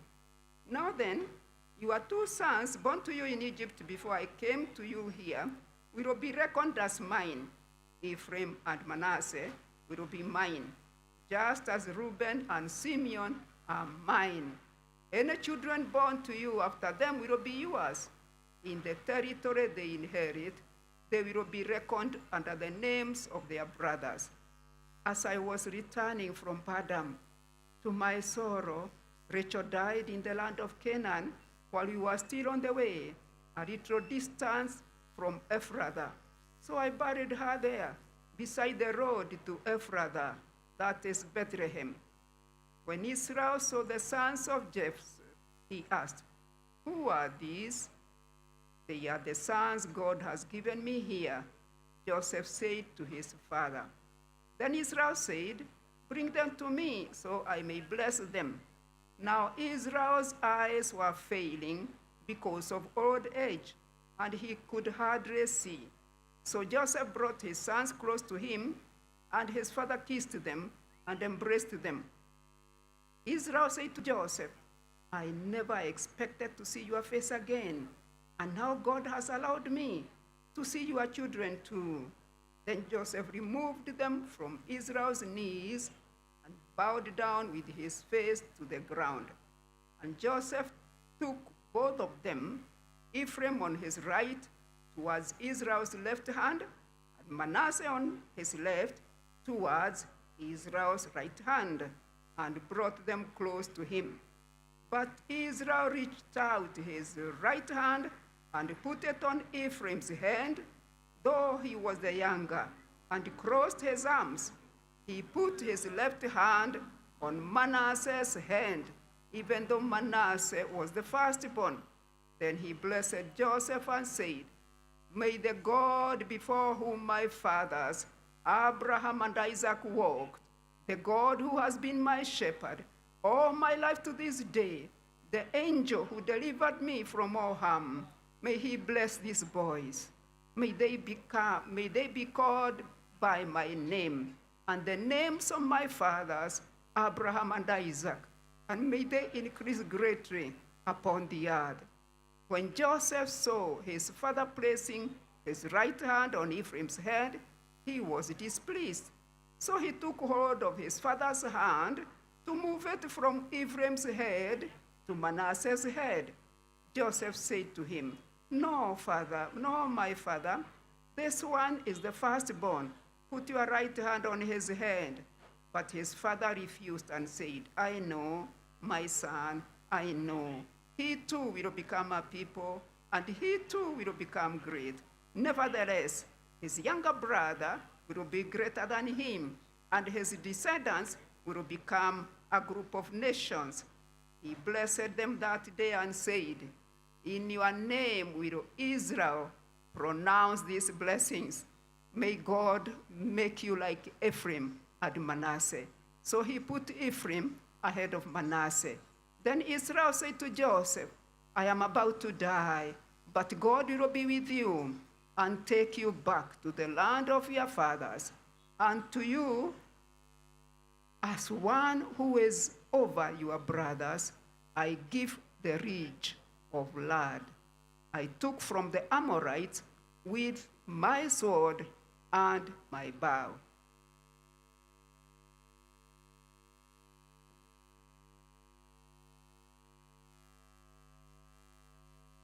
Genesis 49 and 50. Then Jacob called for his sons and said, gather around so that I can tell you what will happen to you in the days to come. Assemble and listen, sons of Jacob. Listen to your father Israel. Reuben, you are my firstborn, my might, the first sign of my strength, excelling in honor, excelling in power, turbulent as the waters. You will no longer exile, for you went up onto your father's bed, onto my couch, and defiled it. Simeon and Levi are brothers. Their swords are weapons of violence. Let me not enter their council. Let me not join their assembly, for they have killed men in their anger and hamstrung oxen as they pleased. Cast be their anger so fierce and their fury so cruel. I will scatter them in Jacob and disperse them in Israel. Judah, your brothers will praise you. Your hand will be on the neck of your enemies. Your father's sons will bow down to you. You are a lion's cub, O Judah. You return from the prey, my son. Like a lion, he crouches and lies down. Like a lioness who dares to rouse him. Who dares to rouse him? The scepter will not depart from Judah, nor the ruler's staff from between his feet, until he comes to whom it belongs. And the obedience of the nations is his. He will tether his donkey to a vine, his colt to the choicest branch. He will wash his garments in wine, his robes in the blood of grapes. His eyes will be darker than wine, his teeth whiter than milk. Zebulun will live by the seashore and become a haven for ships. His border will extend toward Sidon. Issachar is a row-born donkey lying down between two saddlebags. When he sees how good is his resting place and how pleasant is his land, he will bend his shoulder to the burden and submit to forced labor. Dan will provide justice for his people as one of the tribes of Israel. Dan will be a serpent by the roadside, a viper along the path that bites the horse's heels so that its riders tumbles backwards. I will look for your deliverance, O Lord. God will be attacked by a band of raiders, but he will attack them at their heels. Asher's food will be rich. He will provide delicacies fit for a king. Naphtali is a doe set free that bears beautiful fawns. Joseph is a fruitful vine near a spring whose branches climb over a wall. With bitterness, archers attacked him. They shot at him with hostility, but his bow remained steady. His strong arm stayed limber because of the hand of the mighty one of Jacob, because of the shepherd, the rock of Israel. Because of your father's God who helps you, because of the Almighty who blesses you with blessings of the heavens above, blessings of the deep that lies below, blessings of the breast and the womb. Your father's blessings are greater than the blessings of the ancient mountains, than the bounty of the age-old hills. Let all this rest on the head of Joseph, on the brow of the prince among his brothers. Benjamin is a ravenous wolf. In the morning he devours the prey. In the evening he divides the plunder. All these are the 12 tribes of Israel, and this is what their father said to them when he blessed them, giving each the blessing appropriate to them. Verse 29, then he gave them these instructions. I'm about to be gathered to my people. Bury me with my fathers in the cave in the field of Ephraim the Hittite, the cave in the field of Machpelah near Mamre in Canaan, which Abram bought as a burial place from Ephron the Hittite among the field. There Abraham and his wife Sarah were buried. There Isaac and his wife Rebekah were buried. And there I buried Leah. The field and the cave in it were brought from the Hittites. When Jacob had finished giving instructions to his sons, he drew his feet up into the bed, breathed his last, and he was gathered to his people. Chapter 50, the last chapter of Genesis. Joseph threw himself upon his father and wept over him and kissed him. Then Joseph directed the physicians in his service to embalm his father Israel. So the physicians embalmed him, taking a full 40 days, for that was the time required for embalming. And the Egyptians mourned for him 70 days. When the days of mourning had passed, Joseph said to Pharaoh's court, "If I have found favor in your eyes, speak to Pharaoh for me. Tell him, my father made me swear an oath and said, I am about to die. Bury me in the tomb I dug for myself in the land of Canaan. Now let me go up and bury my father, then I will return. Pharaoh said, go up and bury your father as he made you swear to do. So Joseph went up to bury his father. All Pharaoh's officials accompanied him, the dignitaries of his court and all the dignitaries of Egypt, besides all the members of Joseph's household and his brothers and those belonging to his father's household. Only their children and their flocks and their herds were left in Goshen. Chariots and horsemen also went up with him. It was a very large company. When they reached the threshing floor at Atad, near the Jordan, they lamented loudly and bitterly. And there Joseph observed a 70-day period of mourning for his father. When the Canaanites who lived there saw the mourning at the threshing floor at Atad, they said, the Egyptians are holding a solemn ceremony of mourning. That is why that place near the Jordan is called Abel Mizraim. So Jacob's sons did as had commanded them. They carried him to the land of Canaan, buried him in the cave in the field of Machpelah near Mamre, which Abraham had brought as a burial place from Ephron the Hittite along the field. After burying his father, Joseph returned to Egypt together with his brothers and all the others who had gone with him to bury his father. Then Joseph's brothers saw that their father was dead. They said, what if Joseph holds a grudge against us and pays us back for all the wrongs we did to him? So they sent word to Joseph saying, your father left these instructions before he died. This is what you are to say to Joseph. I ask you to forgive your brothers the sin and the wrongs they committed in treating you so badly. Now please forgive the sins of the servants of the God of your father. When the message came to him, Joseph wept. His brothers then came and threw themselves down before him. We are your slaves, they said. But Joseph said to them, don't be afraid. Am I in the place of God? You intended to harm me, but God intended it for good, to accomplish what is now being done, the saving of many lives. So then don't be afraid. I will provide for you and your children. And he assured them and spoke kindly to them.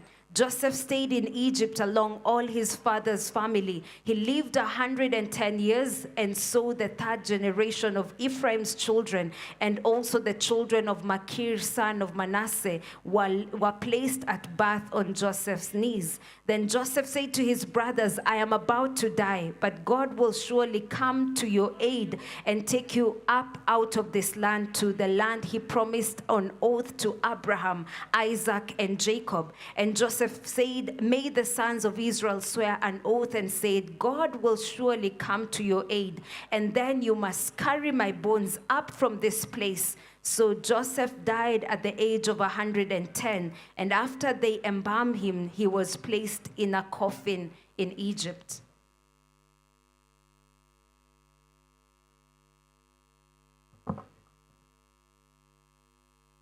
My name is Dr. Sharon Maina. I am reading Exodus 1 and 2. Exodus 1. These are the names of the sons of Israel who went to Egypt with Jacob,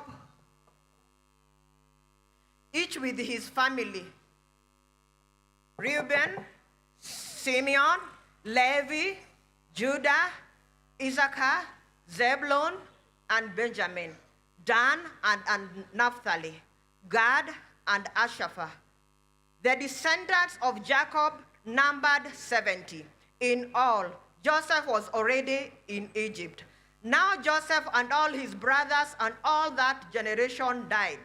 But the Israelites were fruitful and multiplied greatly and became exceedingly numerous, so that the land was filled with them. Then a new king who did not know about Joseph came to power in Egypt. Look, he said to his people, the Israelites have become much too numerous for us. Come, we must deal shrewdly with them, or they will become even more numerous, and if war breaks out, we'll join our enemies, fight against us, and leave the country. So they put master over them to oppress them with forced labor. And they built Pithom and Ramses, historic cities of Pharaoh. But the more they were oppressed, the more they multiplied and spread. So the Egyptians came to dread the Israelites and worked them ruthlessly.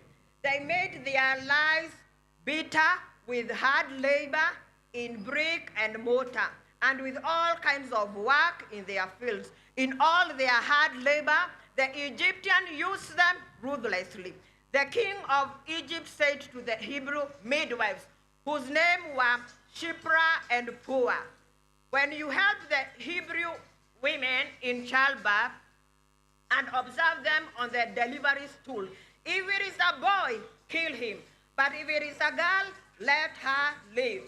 The midwives, however, feared God and did not do what the king of Egypt had told them to do. They let the boys live. Then the king of Egypt summoned the midwives and asked them, why have you done this? Why have you let the boys live? The midwife answered Pharaoh, Hebrew women are not like Egyptian women. They are vigorous and give birth before the midwives arrive. So God was kind to the midwives, and the people increased and became even more numerous.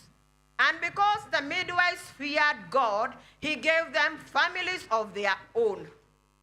Then Pharaoh gave this order to all his people.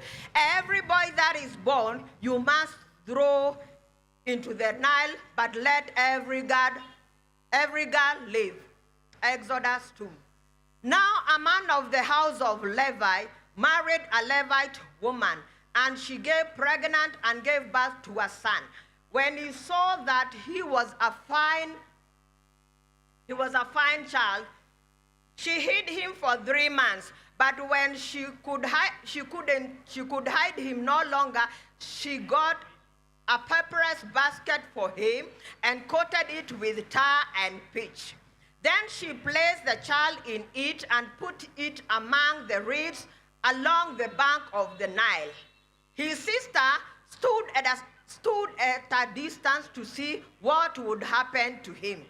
Then Pharaoh's daughter went down to the Nile to bathe, and her attendants were walking along the river bank. She saw the basket among the reeds and set her slave girl to get it. She opened it and saw the baby.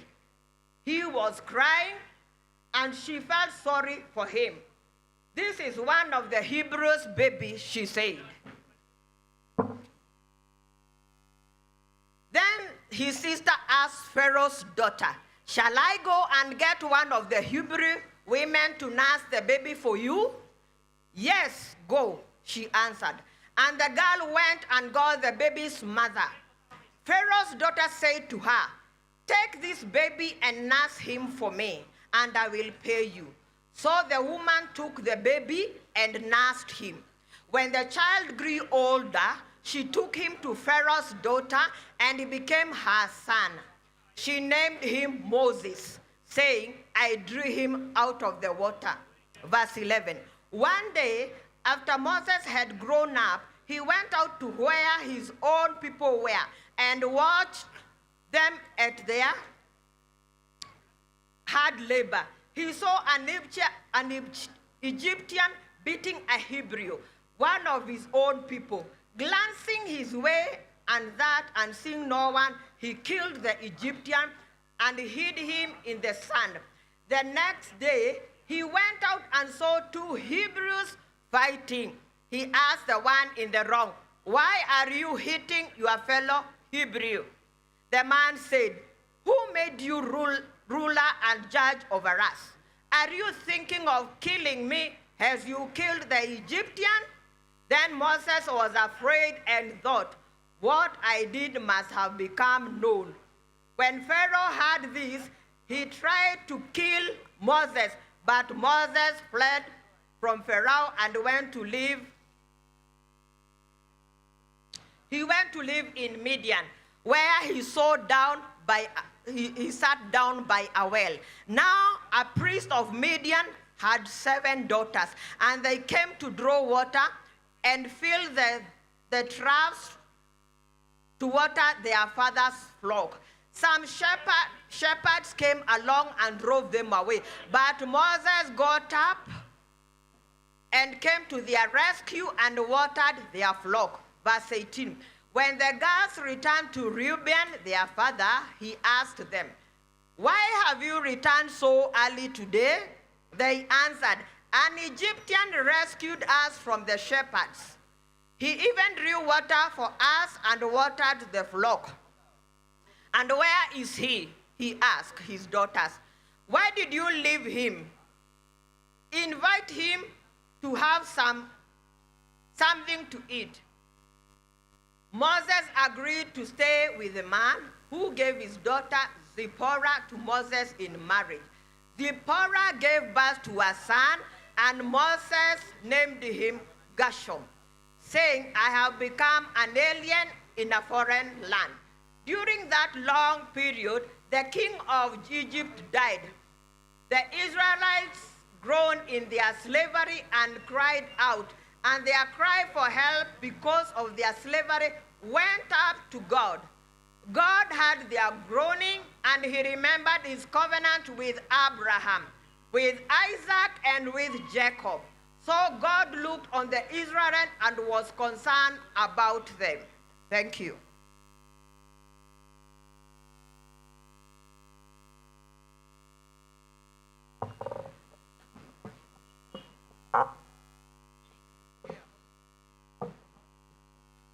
Reading Exodus chapter 3, Faustin Mohwana, Moses and the burning bush.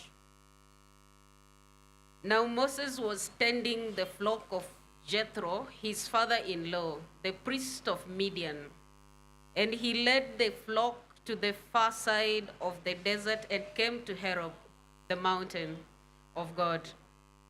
There the angel of the Lord appeared to him in flames of fire from within a bush. Moses saw that though the bush was on fire, it did not burn up. So Moses thought, "I will go over and see this strange sight, why the bush does not burn up." When the Lord saw that he had gone over to look, God called to him from within the bush, "Moses, Moses." And Moses said, "Here I am. Do not come any closer." God said, "Take off your sandals, for the place where you are standing is the holy ground." Then he said, "I am the God of your father, the God of Abraham, the God of Isaac, and the God of Jacob." At this, Moses hid his face because he was afraid to look at God.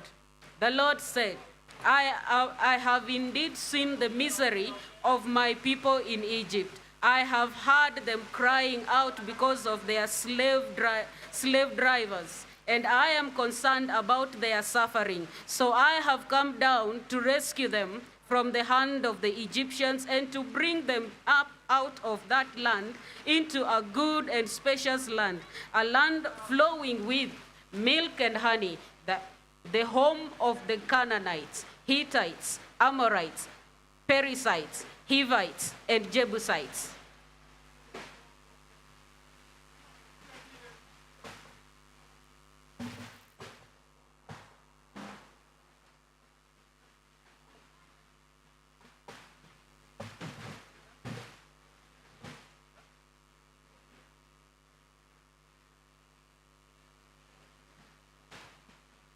Verse 9. And now the cry of the Israelites has reached me, and I have seen the way the Egyptians. I am sending you to Pharaoh to bring my people, the Israelites, out of Egypt. But Moses said to God, "Who am I, and who am I, that I should go to Pharaoh to bring the Israelites out of Egypt?" And God said, "I will be with you, and this will be the sign to you that is I who has sent you."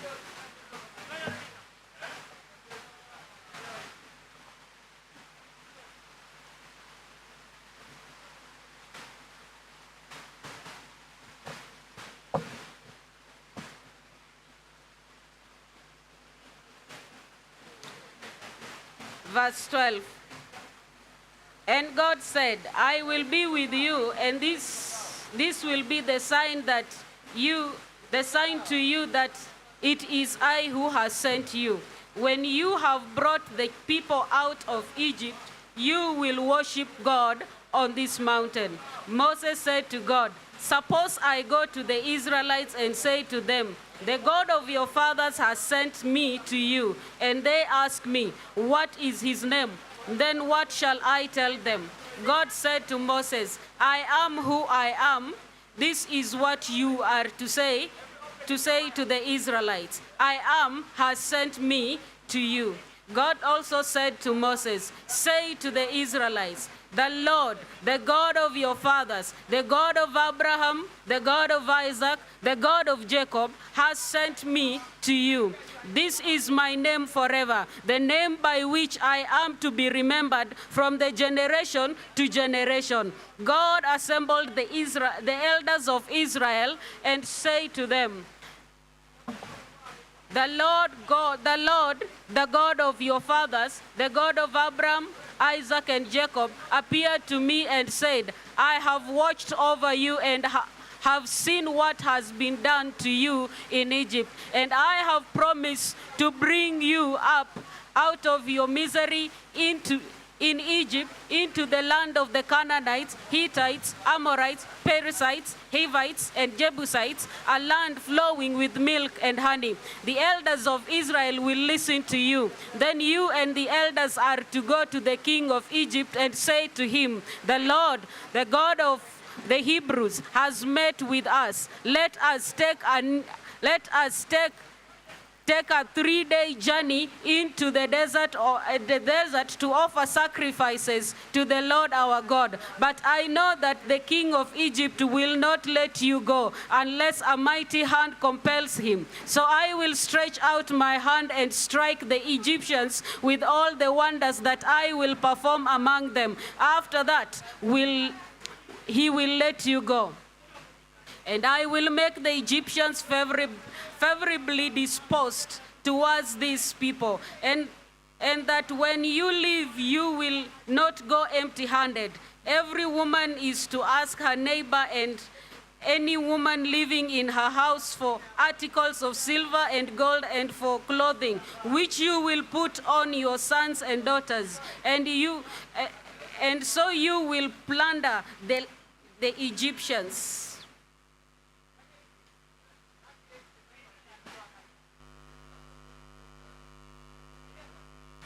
Exodus chapter 4. Moses answered, but if they do not believe me and listen to me and say, the Lord did not appear to you, then the Lord said to him, what is it in your hand? A staff. He replied. The Lord said, throw it on the ground. Moses threw it to the ground, and it became a snake, and he ran from it. Then the Lord said to him, reach out your hand and take it by a tail. So Moses reached out and took hold of the snake, and it turned back into the staff in his hand. Verse 5, this said, the Lord is so that many believe that the Lord, their God to their fathers, the God of Abraham, the God of Isaac, the God of Abraham, God of Isaac, and the God of Jacob has appeared to you. Then the Lord said, put your hand inside the cloak. So Moses put his hand into his cloak, and when he took it out, it was leafless like snow. Now put it back into your cloak, and said. So Moses put his hand back into his cloak, and when he took it out, it was restored like the rest of his flesh. Then the Lord said, if they do not believe you to pay attention to the first miraculous sign, they may believe the second. But if they do not believe these 2 signs or listen to you, take some water from the Nile and pour it to the dry ground. The water you take from the river become blood on the ground. Moses said to the Lord, O Lord, I have never been eloquent, neither in the past nor since. You have spoken to your servant. I am slow to speech and tongue. The Lord said to him, Who gave man his mouth? Who makes him deaf or mute? Who gives him sign or makes him blind? It is not I, the Lord. Now go, I will help you speak, and I will teach you what to say. And Moses said, Oh Lord, please send someone else to do it. Verse 14. The Lord's anger burnt against Moses, and he said, What about your brother Aaron? Levi, I know he can speak well. He's already on his way to meet you, and his heart will be glad when he sees you. You shall speak to him and put words in his mouth. I will help both of you speak. You will teach you what to do. He will speak to the people of you, and it will be as safe as it were your mouth, and as if you are God to him. But take this staff in your hand, so you can perform miraculous signs with it. Verse 18. Then Moses went back to Jethro, his father-in-law, and said to him, Let me go back to my own people in Egypt to see if any of them are still alive. Jethro said, Go, and I wish you well. Verse 19. Now the Lord has said to Moses in Midian, Go back to Egypt.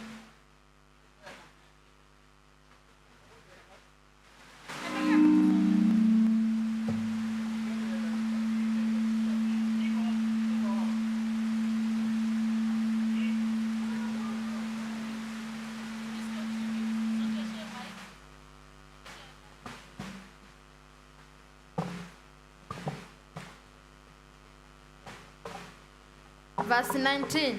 Now the Lord had said to Moses in Midian, Go back to the Egypt, for all the men who wanted to kill him were dead.